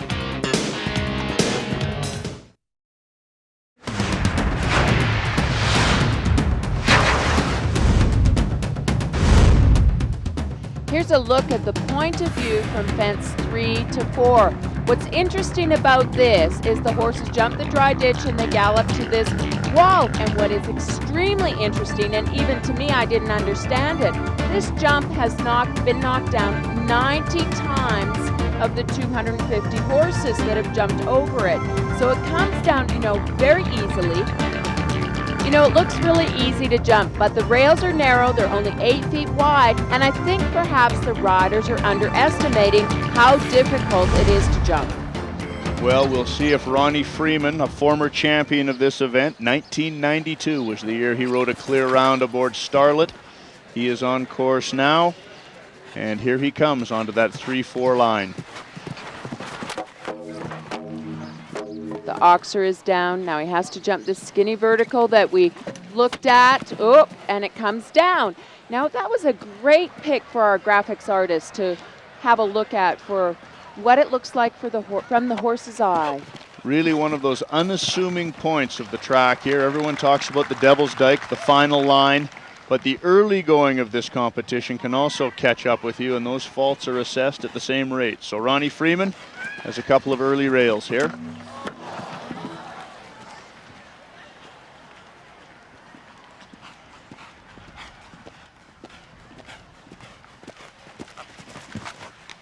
This 10-year-old bay gelding, Latente, not giving him quite the ride Starlet did almost a decade ago.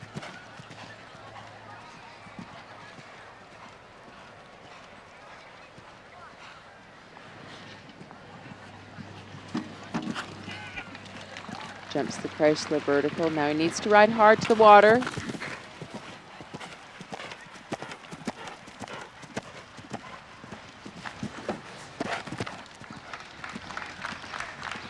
Living dangerously. Living dangerously. There we go. Now Now, Ronnie has quite a bit of experience over this course, but the horse itself is very young, and you can see, watch his eye, he's sort of looking back at Ronnie. Is very unsure as to what's coming up here. Ronnie just wanted to make sure the big bay gelding didn't jump off the top of the bank there.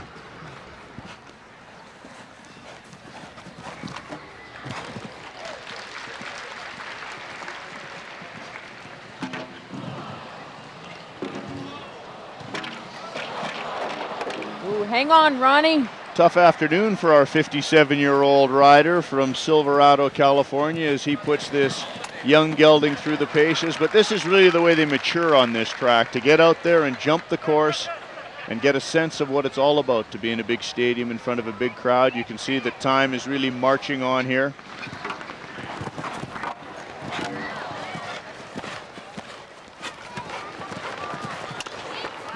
Ronnie Freeman finishes up the 2000 edition of the Chrysler Classic with a rather large running time, so the combination of time faults and jumping faults puts them at 34 in total. You can see, watch Ronnie, you know, he gets into the Devil's Dyke wrong, then the horse takes a funny step, has problems at B, and then takes 2 strides and simply cannot jump out over C. Ronnie almost falls off, but he does actually stay on his horse. And it is tough sledding. Little chin music out of the Dyke there for Ronnie Freeman and Latente. The International Stadium at Spruce Meadows awaits a man who loves Derby Day at Spruce Meadows. John Anderson revving up the motor for Canada, the 1994 champion of the Chrysler Classic. See if we can have our first sub-10 fault performance here, Linda. John Anderson aboard the big gelding Nesbitt Burns Dunvegan. This is a 9-year-old Mecklenburg, and this horse sometimes doesn't look as fit as he should be, but I think that's just his body type, if you will, on course, because John certainly wouldn't bring an ill-equipped horse into a Derby competition, I don't think. Well, you know, it always concerns me when people talk about body types. I mean, they sometimes say I don't look as fit as I should be. But John is a great competitor, and he's won this event before, so he knows what it takes, and I know that John has this horse ready to jump. What's interesting about this horse, they call him ugly because he has a huge scar on his face, and he sticks his tongue out, and so we'll have to watch to see whether he's actually keeping his tongue in his mouth and concentrating, or whether he's fooling around a little. But it looks like he's fooling around with the jumps today. Certainly a fan favorite here at Spruce Meadows, John Anderson, who started as a 10-year-old in the pony divisions here at Spruce Meadows back in the very first year, and is now a veteran of Olympic and World Championship competition, and has the crowd with him right now as he reaches the halfway mark of the Chrysler Classic. And what's neat is the crowd starts to understand how difficult this course is, and you can hear them. They're starting to cheer John on, and that is so great as a rider, because you really get your blood pumped up and you know what is expected of you. 17 1/4 faults leads the way as John Anderson heads down the bank.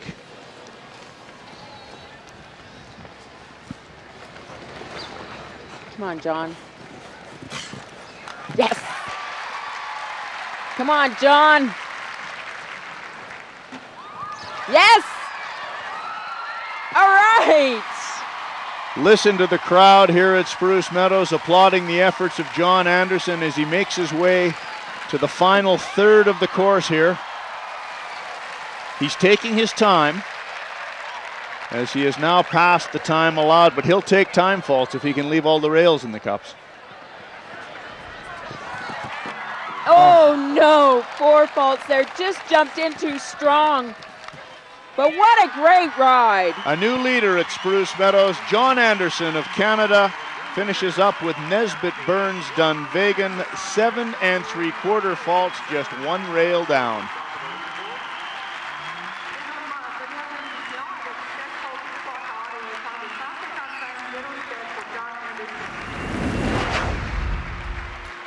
Watch him here, you know, he's riding a little too strong. He gave up, he needed to steady up, and the horse just jumped in too far and couldn't get away from this second jump. has it down. It's so unfortunate, but what a great ride from John Anderson. John Anderson leading the way in the Chrysler Classic.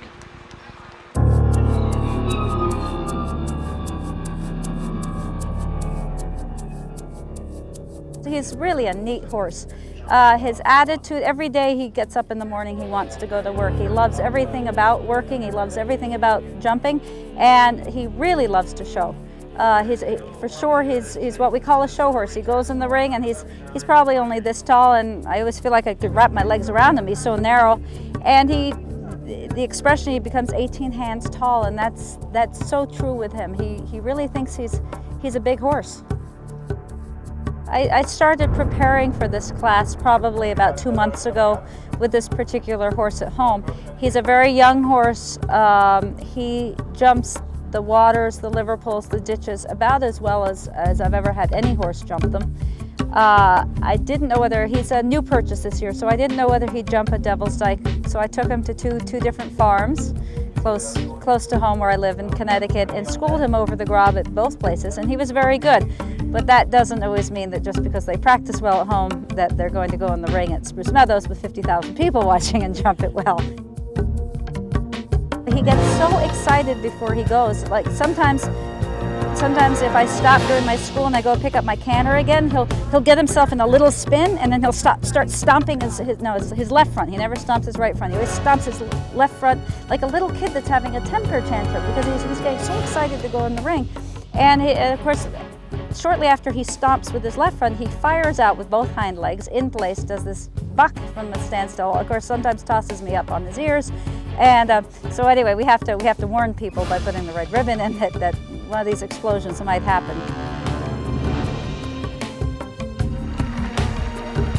Well, Leslie will be looking to move the red ribbon from the back end to the front end at the end of today with this little gray stallion, 9 years of age. I know the make and model has really captivated you over the last 6 weeks here at Spruce Meadows. This is a little horse you'd like to ride, Linda. Oh, I would have loved a horse like this.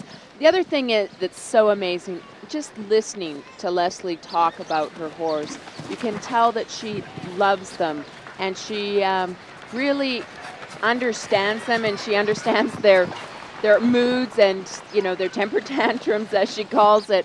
And that is so neat from a professional. Well, she is the consummate professional. Number 4 comes down. We're proving to be a bit prophetic about looking at that fence as one of the real traps on course here. But to go to Leslie Howard, former World Cup champion, 2-time Olympic medalist, one of the greats the sport has ever known here. And not just with one horse. She seems to keep finding these great young horses that have great careers with her. Well, and she is such a competitor. I mean, look at her. Try and get a look of her face. I mean, she is so focused, and her husband, Peter Howard, as well, very focused.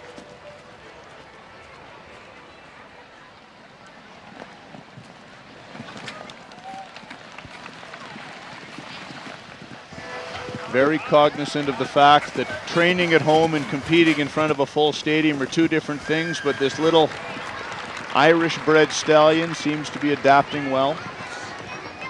And look at Leslie, she's carrying a great pace. I mean, I would be amazed if she has time faults. Oh, no, now that is amazing. I don't think that jump comes down very often. One that just catches him by surprise. Young Nick, before heading up the bank, boldly down the bank. Let's see how the schooling paid off at home now with the Devil's Dyke. Little stutter off the ground.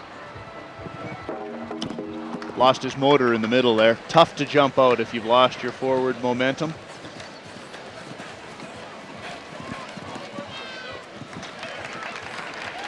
But he comes back fighting. Look at his tail swishing and his ears pin back. Well, she'll be hard-pressed to get across the finish line in under 141 seconds, as the time has been very tight today.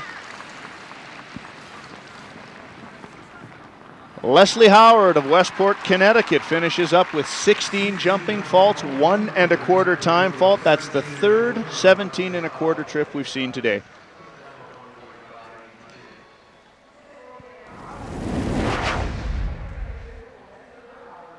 Leslie's horse really stutters off the ground. She rides it very hard. And then in the middle, she knows she's in trouble, and she tries to add that second stride to get over C, and he just doesn't give himself enough room, and he knocks it down.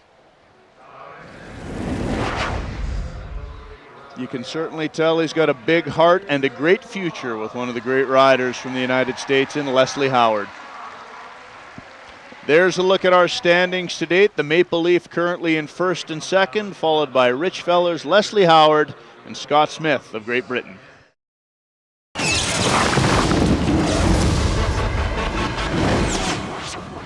Here's a look at the water hazards. All of the jumps that have water underneath them. Interesting to see that the double liver pools, A of the double liver pools is knocked down the most. But you know, they all get knocked down an awful lot. Well, it's just some of the featured obstacles on course here that cover nearly 1 kilometer in length. Eric Lamaze now on course with his first of 2 to go today. Eric Lamaze with Mill Creek Raphael.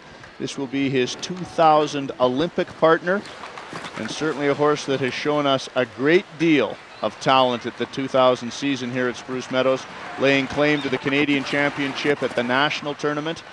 And as the heavens open up a little bit here on the stadium right now with a light shower, Eric Lamaze is currently on a clear round.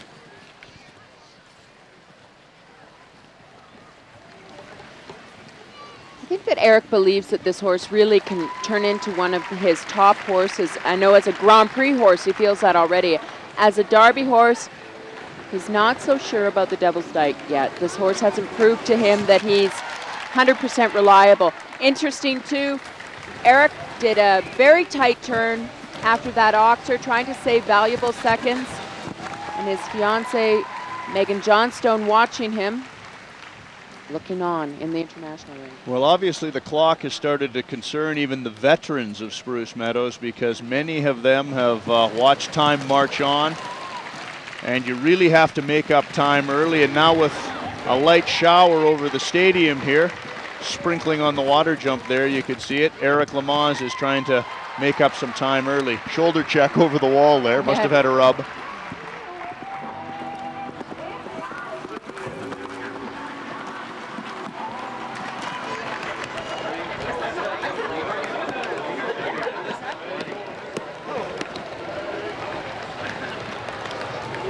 Ooh, he comes down the bank pretty quickly.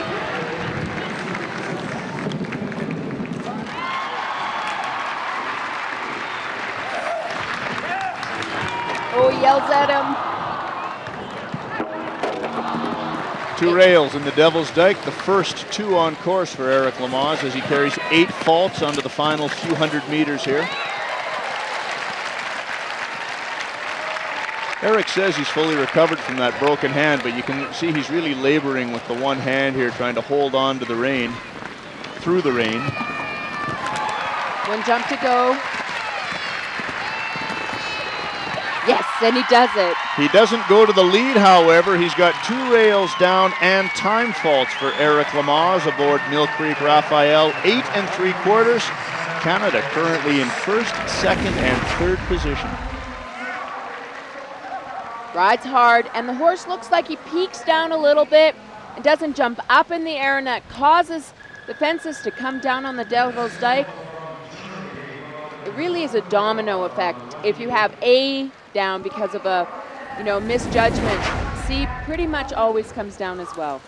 Well, Eric Lamaze will catch his breath now and get ready to return later in the competition with his great veteran Cagney.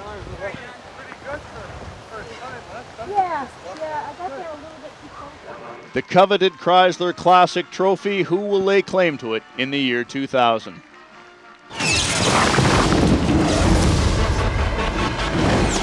Well, certainly a great story would be if the reigning European Junior champion, 19-year-old Sonka Kolrock, was to lift the Pentastar above his head at the conclusion of the competition.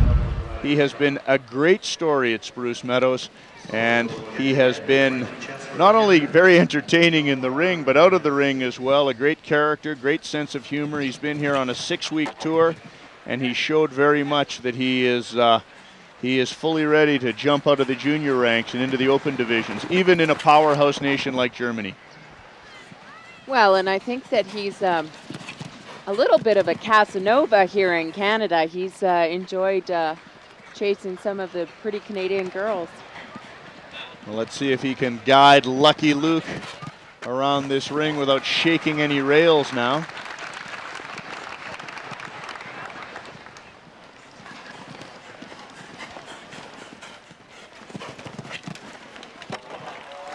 Oh, and here's the inside turn again.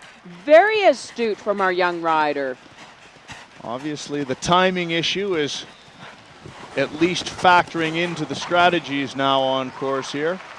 And with the light shower passing over Spruce Meadows, perhaps there's a little surface water on the grass, at least making the turf a little slipperier.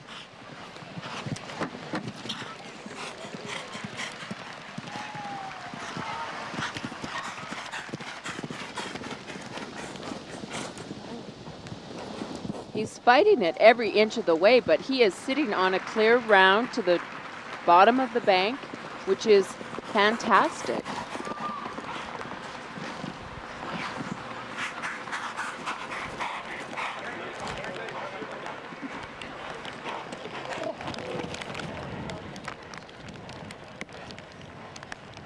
The rain's starting to come down.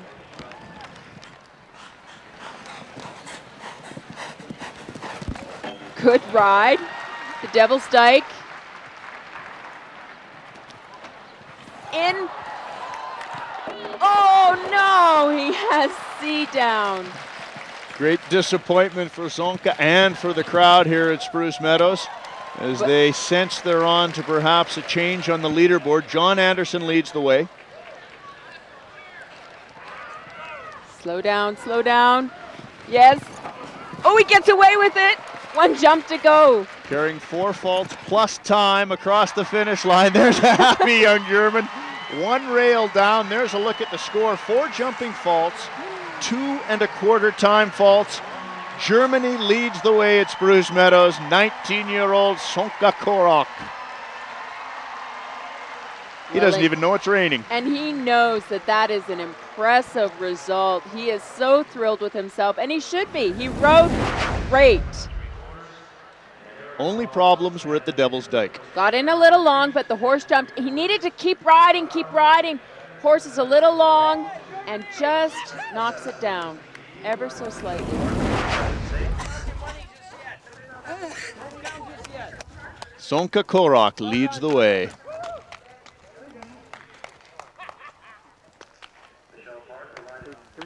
Well, the natural obstacles continue to be integral in the lore of the Chrysler Classic.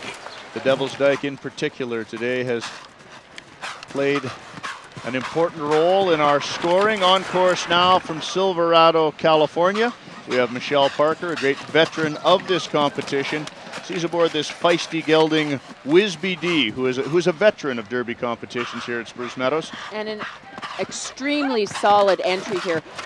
I would say she's sitting on a clear round. The one problem about this horse rider combination is Whizbee D gets very hot, meaning that he really fights Michelle. You can watch him. He's shaking his head and not really paying attention. And so that's where they can get into a little bit of trouble. Time has played havoc with almost every entry today, although Michelle seems to have a very good pace going here with the big gray.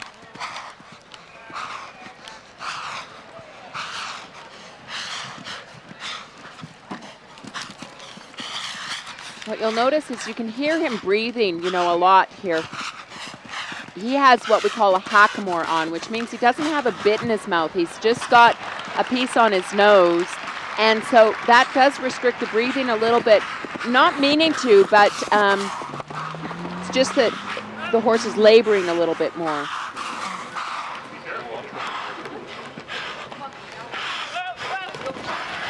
Whoa, she says. Apply brakes. Apply brakes. Comes down very aggressively and causes 4 faults, which is too bad. Great ride. The crowd here showing their appreciation. Oh, no. One of those water jumps, Linda, catching up with Wisby D with 2 waters left, the double of Liverpool's. Time should not be a problem as you look at it, not even at the 132nd mark yet. An 8-fault trip to the final fence, and that's the way they'll finish up. A very solid effort in the Chrysler Classic for Michelle Parker aboard Wisby D, Silverado, California.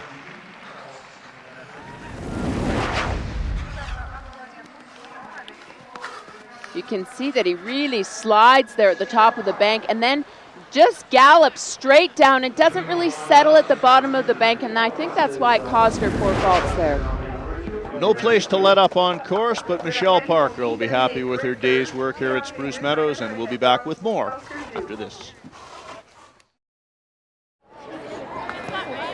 A light drizzle continues to fall here at Spruce Meadows, but it has not dampened the spirits of our leader. Sonka Korak, the 19-year-old German star, leads the way in the Chrysler Classic, followed by Canada's John Anderson and Michelle Parker of the United States.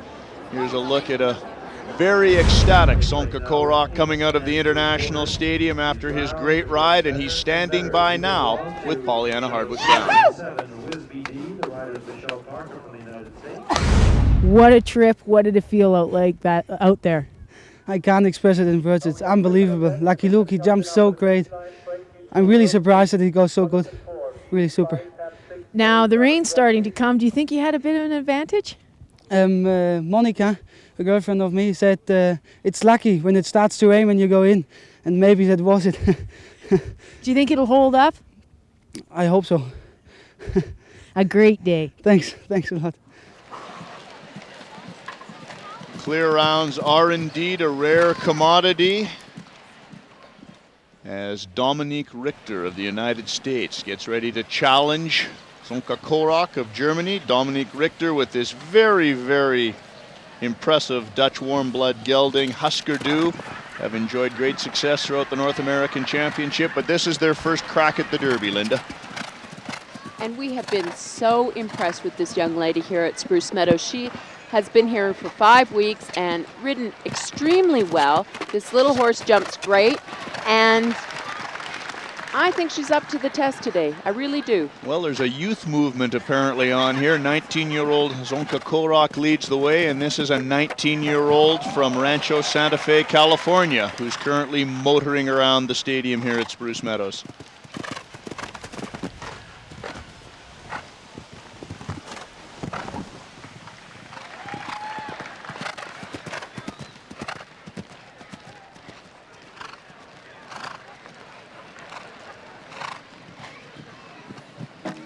Oh, 4 faults there.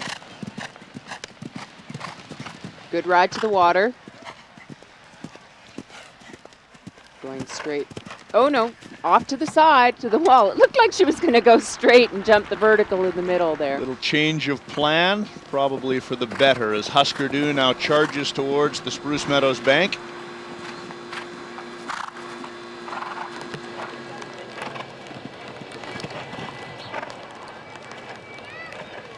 Very slowly down. Little timid at the bottom. Gets over the vertical, now coming up to the Devil's Dyke.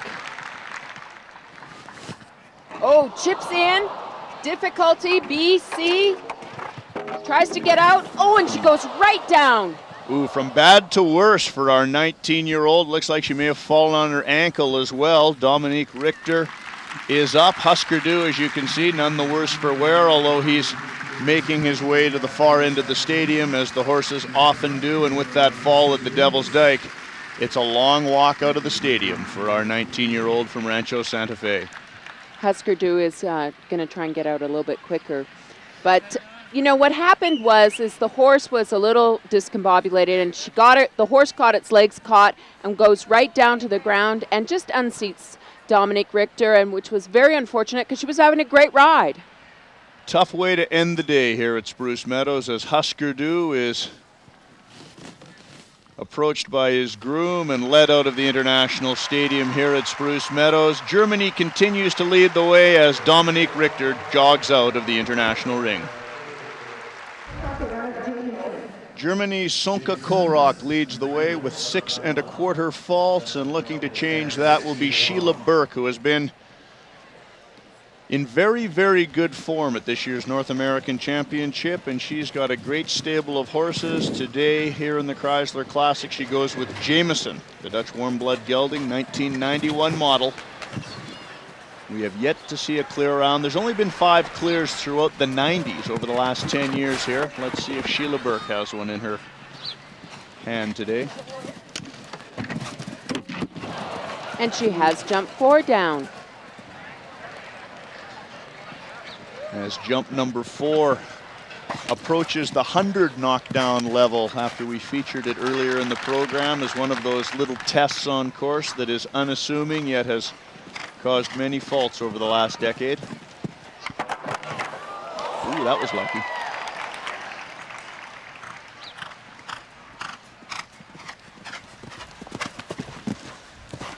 She's galloping right along here.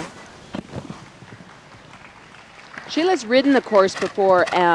Last year she competed in the Derby, and I think her confidence level is very high this year. She's won quite a few competitions in the international ring, and she really believes she can do it, and I think that that's 9/10 of the game. She's got great horses. She's got great coaches in Beasy and John Madden, and she's a talented rider herself who began with the horses as a young girl on a pony about 20 years ago.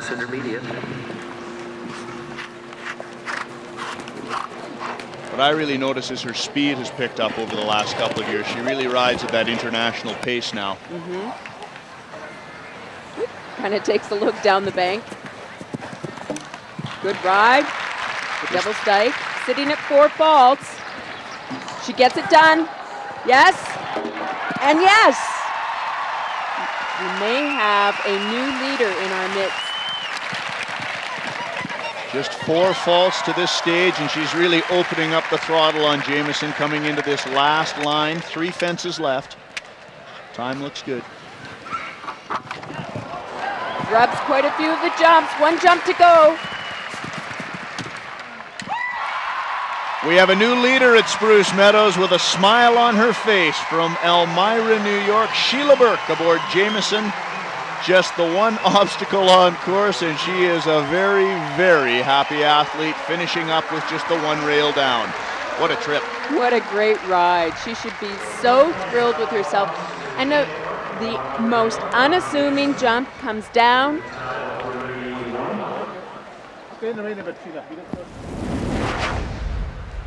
Here you see her riding to the jump, and he jumps it well in front, but he just rolls it with his hind legs and comes down.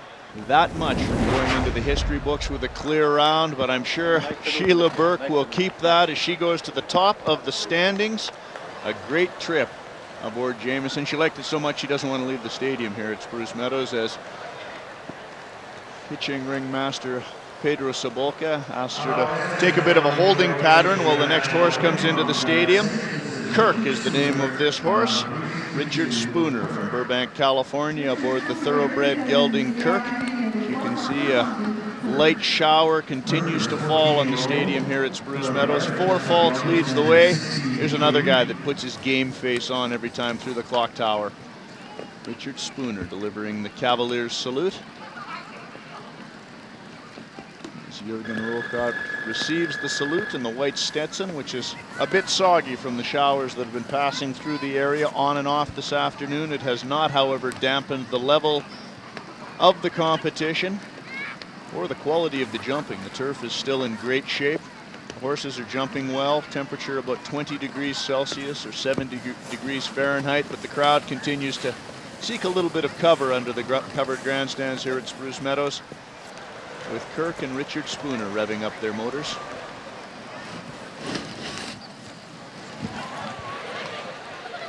Richard is a very tough competitor, very strong in his mental approach to the sport. And I don't think that the rain should bother him. It could perhaps bother this horse, Kirk, because Kirk is a thoroughbred and jumps with a lot of agility as opposed to the power. And he tends, I've watched him enough here at Spruce Meadows, tends not to have most sure-footedness. Might not like the little bit of water that's sitting on the grass here in the International Stadium.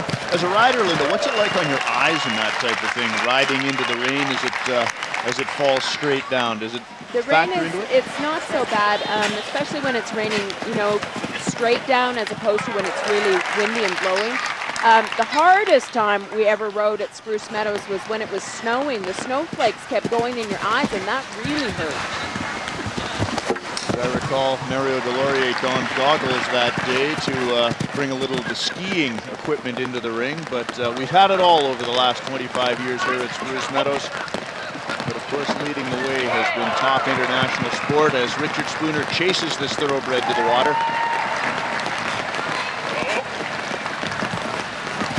They're around so far. What a great ride. The bottom of the bank.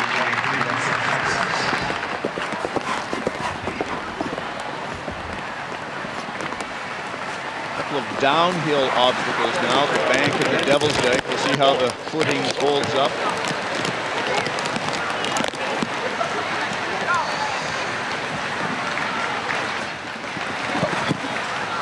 Oh, this horse is jumping really well.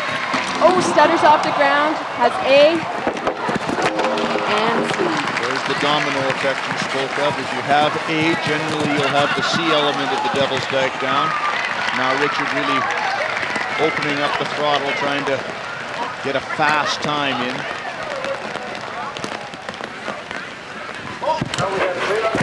One jump to go. Oh, and he has it down. That's a costly rail here in the Chrysler Classic as Richard Spooner finishes up with 12 jumping faults. Time not a problem for our entry from California. 136.33 seconds.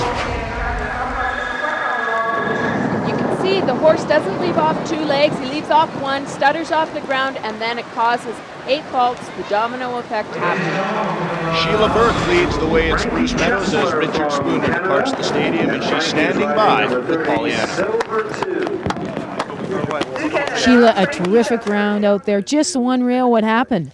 Well, I was a little worried about him peeking down. There's a ditch underneath that jump, so I was a little too aggressive, and he didn't look down at it, so I got a little bit deep. Now we hear the thunderclap. Is that going to work to your advantage or disadvantage? I hope it works to my advantage. Do you see that there might be a clean? I really don't think so. They said 5 clean in 10 years, so I hope not. Well, a great day. Thank you. The Chrysler Classic continues from the Spruce Meadows North American Showjumping Championship. The United States leads the way and on course now from Westlake Village, California. Will Simpson, he's riding a horse called McGee. This is a 1988 Westphalian gelding. Big horse, 17 one hands high. Will Simpson on course now.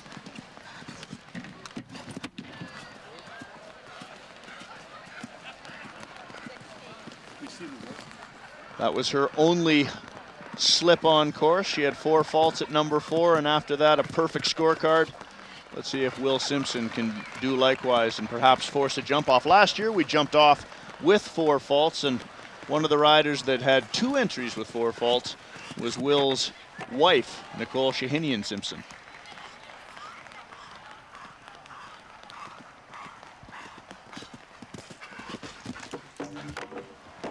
Oh, the tabletop comes down. Disheartening rail on top of the road jump there for another 4.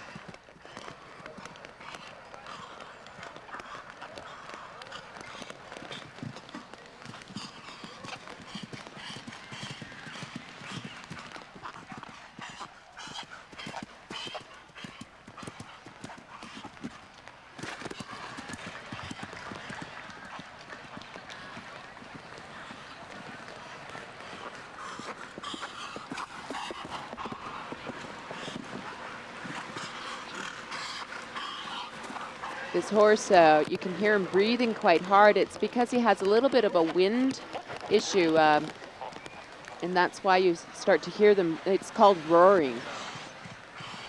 I think I'd be roaring if I was galloping around the course right now with Will on my back too. I think I'd be wheezing. Here's the Devil's Dyke, 4 faults. And another one. 8 faults at the Devil's Dyke. Well, we're seeing some of the classic obstacles coming down on course today as the statistics bear up. Obstacle number 4, the Devil's Dyke, that final line that Pollyanna talked about off the top of the program that Will Simpson is now approaching aboard McGee. Time marching on.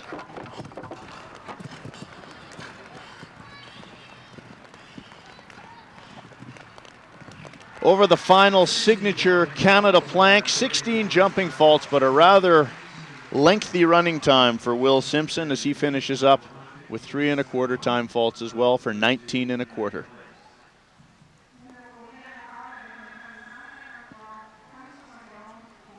Will Simpson exits the stadium as the rain lets up, and there's a look at our leaderboard, a rather international gathering. The United States, Germany, and Canada currently on the medal podium.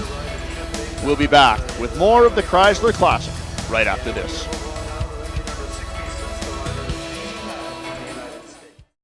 Paying attention to the smallest detail, getting to the destination the most efficient way possible, ensuring all individual elements are working together to drive high performance, and making sure you do it consistently. Being the best comes down to perfect execution. That's not just good show jumping. That's good railroading.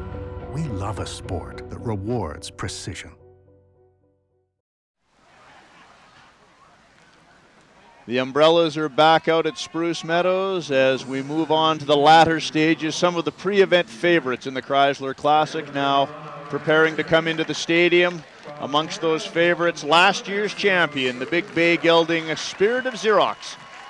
For the 2000 season, carrying Jonathan Aslan in the irons. This combination has been selected to travel with the Canadian team to the Sydney Olympic Games. Now let's see if they can give the same kind of effort as we saw in 1999 when this horse jumped to victory here at Spruce Meadows.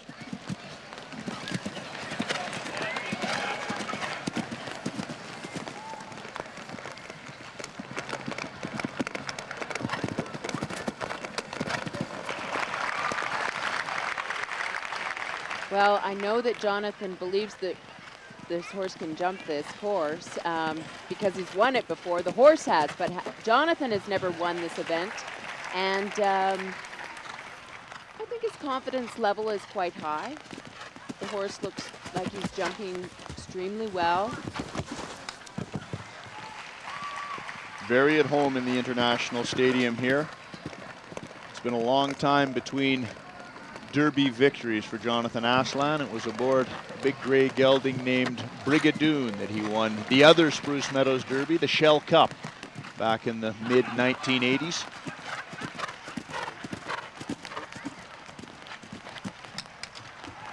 Jumps the vertical. Looks very solid, seems to be very composed. That tricky little jump down that's come down a couple of times. Up and over the little jump. Oh, and he comes right to a skid. Just as steep as it was last year. Whoa, my goodness. Great piece of balance and horsemanship by Jonathan Aslan. The Devil's Dyke, yes! That would have been a phenomenal piece of riding to come down the bank that way and then get through the Devil's Dyke on a clear performance. It's their only rail to date, the C element of the Devil's Dyke. But time is going to be tight. Indeed, they will not catch Sheila Burke, who leads the way with 4 faults. Over the final fence, a great trip by Jonathan Aslan. A grin on his face. He can't believe what just happened. There's Jonathan's wife, Nancy Southern, looking on from the center of the ring. 5 3/4, the final score, and into second place here at Spruce Meadows.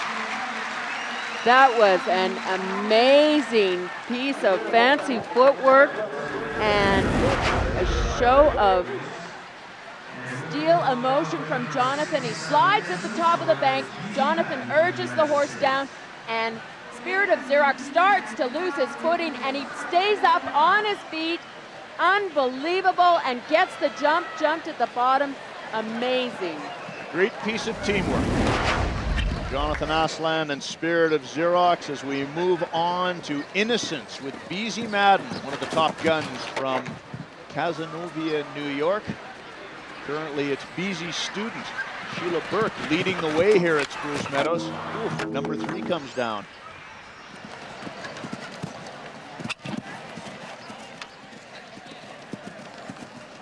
Tough rail early for the great veteran, Beezy Madden.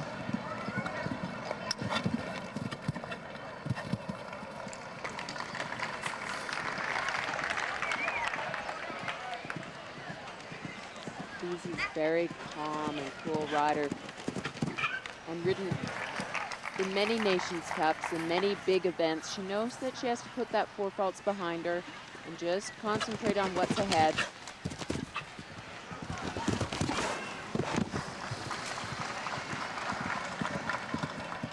Sheila Burke looking on with just 3 entries, including Beezy Madden, that can catch her.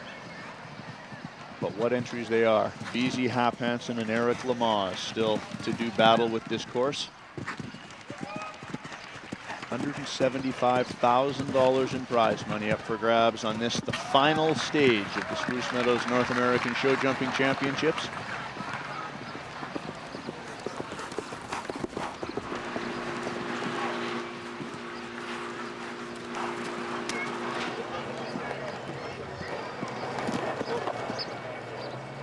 Let's watch Beezy come down after seeing the slipping and sliding that was going on. Seems all right. Gets it done. Devil's Dyke. Riding hard. Too hard. And 8 faults with the Devil's Dyke. Sitting on 12 faults now.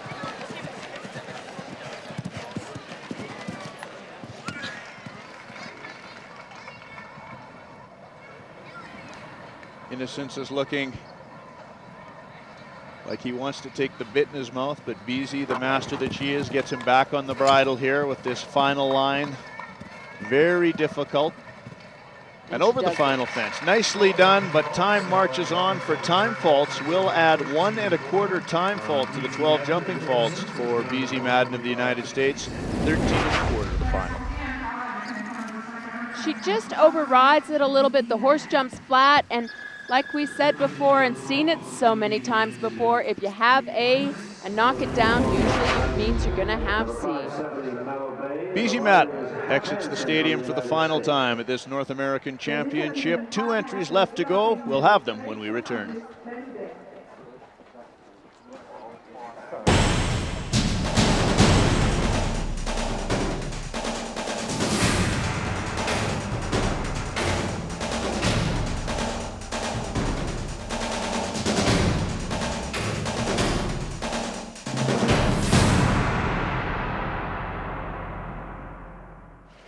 A happy Jonathan Aslan now has to wait and see how Hap Hansen and Eric Lamaze handle this course. Hap Hansen, a former champion, 1993. He rode the New Zealand-bred Fairway to victory here. And now, aboard his newest international mount, Mallow Bay, Hap Hansen takes on the course of the Chrysler Classic. Mallow Bay and Hap jumped a really good round in the Shell Derby earlier this year. But to me, it looks like they may be running out of steam. You know, this horse and Hap have jumped a lot of rounds. They flew back to the East Coast, went to the Olympic trials, came back, and could be a little bit on the tired side.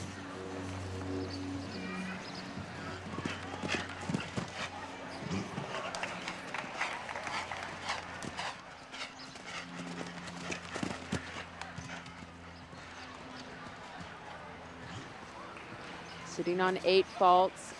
Leading into the North American Championships this year, Hap Hansen was on the verge of joining the Spruce Meadows $1 Million Club, those that have won $1 million in career earnings in this stadium. It's a pretty small club. Ian Miller's the only member, but both Hap Hansen and Britain's John Whitaker are approaching that very impressive career earnings mark. And leading into today, Hap Hansen had won another $26,000 here at the North American Championships.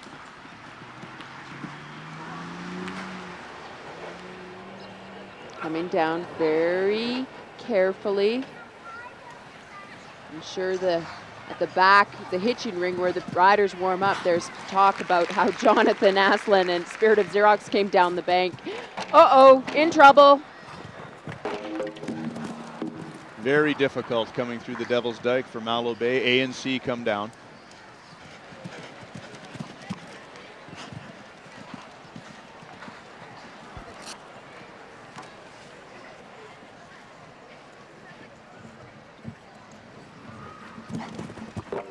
Another fence down.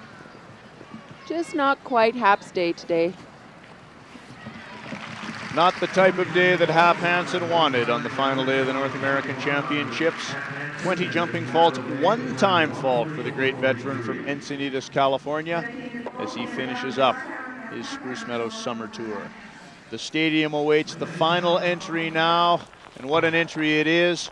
Eric Lamaze and Cagney, they've been preparing for this moment all season to see if they can go into the history books as champions of both Spruce Meadows Derbies. What a story it would be for Eric and Cagney.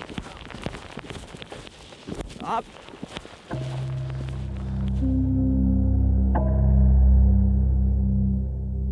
What made him so great is that he is a great competitor. He still is. Even that if he wasn't the best, but he was the greatest competitor that's ever been. For sure he wasn't the most talented horse in the world, but his drive to wanting to win when he was on was fantastic. It's not Eric's style. Well, he's just a little bit special, and you have to have a lot of patience and and some feel, and it just takes a long time, and maybe the other advantage or disadvantage is his giant head, which also means he has a giant mouth, which means that he can be quite strong. So, but he's always been, he was never a horse like a normal horse when we got him. You couldn't train him like a normal horse. You couldn't make him do anything. You always had to say, would you like this? It's like you plant a seed and then, a week later, all of a sudden he's got it. But you couldn't tell him to do it. He's a weirdo. Go up that bank. Come out here. Come down. As you're coming down, turn right and head for the post. And then there's some kind of a line which you have to re-straighten a little. He's fantastic with the natural obstacle. The Devil's Dyke here, he's never looked at it one day in his life. His technique doesn't think he could even jump the Devil's Dyke the way he jumps.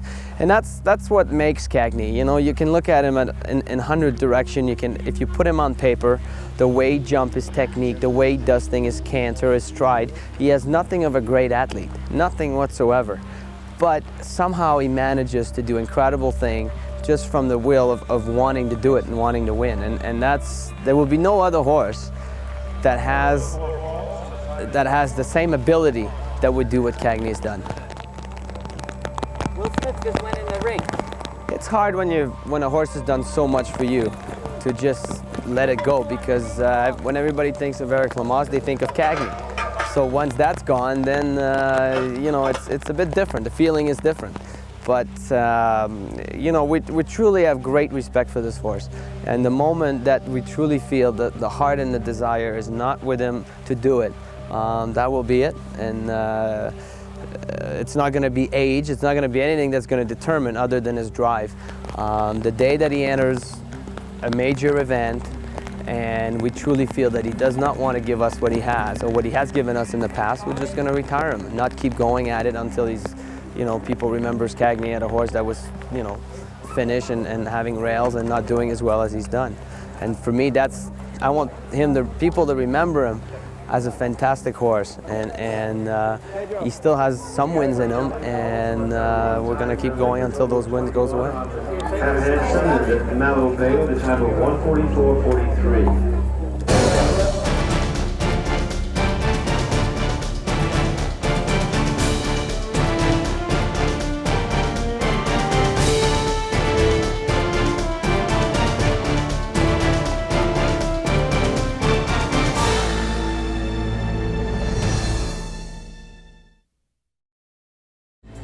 What a storyline here at Spruce Meadows, Linda. This is the first time Cagney has ever jumped the Chrysler Classic. He has on a number of occasions jumped to victory in the Shell Cup, the other Spruce Meadows Derby. This is a bit of a different test. We have yet to see a clear round today, only 5 in the last decade.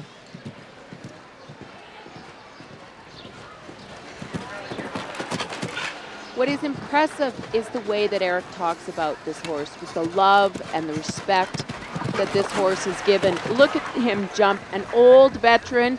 He's flying in the air, way up over the jumps.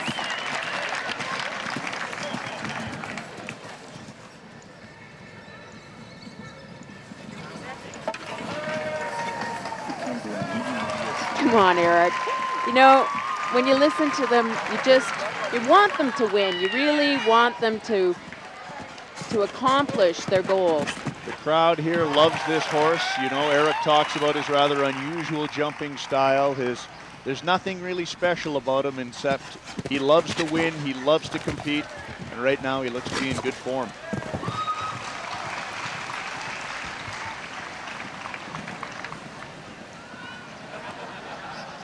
Jonathan Aslin and Sheila Burke watching. They know that this is it. This is the competition right here. Last horse in. Clear so far.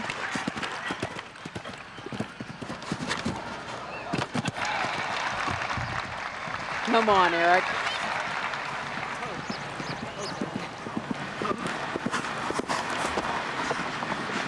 Coming up and quickly.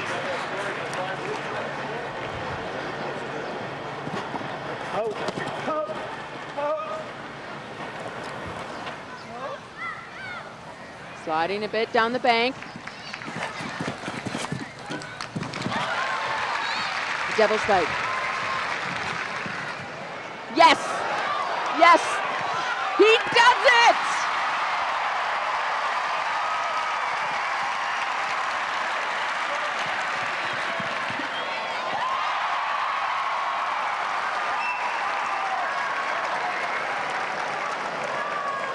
Three jumps. He's got to come in patient. 3 difficult jumps. Yes. 1 jump to go. And he does it. All right. What a great ride for Eric Lamaze and Cagney. Eric Lamaze, the final entry in the Chrysler Classic, comes in aboard the great teenager Cagney and leaves all of the rails in the cups. Wow.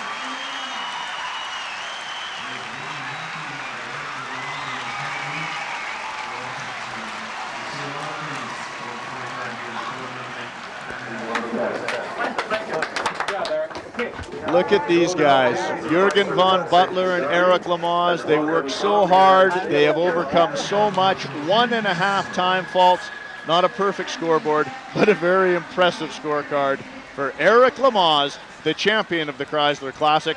Now let's check in down in the international warm-up area with some final thoughts on today's competition with Pollyanna Hardwick-Brown. What a storybook ending to the Chrysler Classic Derby, to the North American Tournament. Eric Lamaze has been on fire all week, but I really think this is the competition he was after. Cagney is getting towards the end of his career, and I think Eric really wanted this one. And in fact, you could sense it in the hitching ring. Eric's usually the type of athlete that jokes around. Not today. He was very focused. He went in under that clock tower, put all the pressure behind him, and got the job done. Eric Lamaze is standing by with Ian Allison. Ladies and gentlemen, nothing like being a part of a little bit of sports history. How about the champion of the Chrysler Classic, Eric Lamaze and Cagney? Is this one of the best days at the office ever? Well, how about that for sport? That was incredible.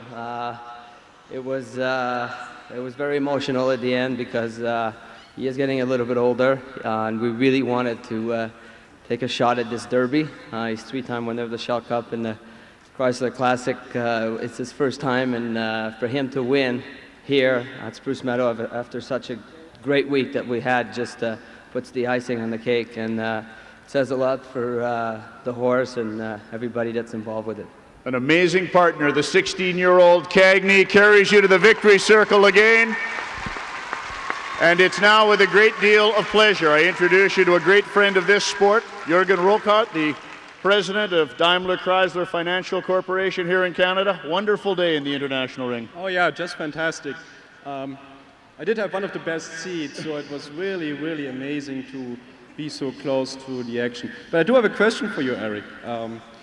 I've heard that your strategy was not to care too much about time, but really go through it clean. What was your strategy when you approached the Devil's Dyke coming down this bank? Well, my strategy was to try to stay within the time. The time allowed, I felt, was maybe a little bit short for my horse because he's much better if we can keep things calmly. So if I was going to go clear through the Devil's Dyke, I would, at that point, felt that maybe I had a shot of jumping it clear, and I would settle down and just really gather it up together and see if I could finish it up. And with the great athlete that he is, he made it easy. And that got you a shot at the winner's check, and now Jürgen, a little bit of a reward for the gelding's great effort. Yeah.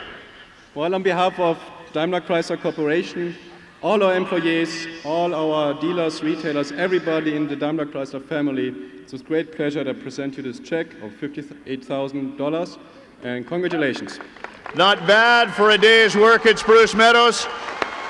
But I know as much as anything, Eric, you have coveted hoisting this trophy. Step forward and lift the Pentastar, the champion of the Chrysler Classic, Eric Lamaze and Cagney.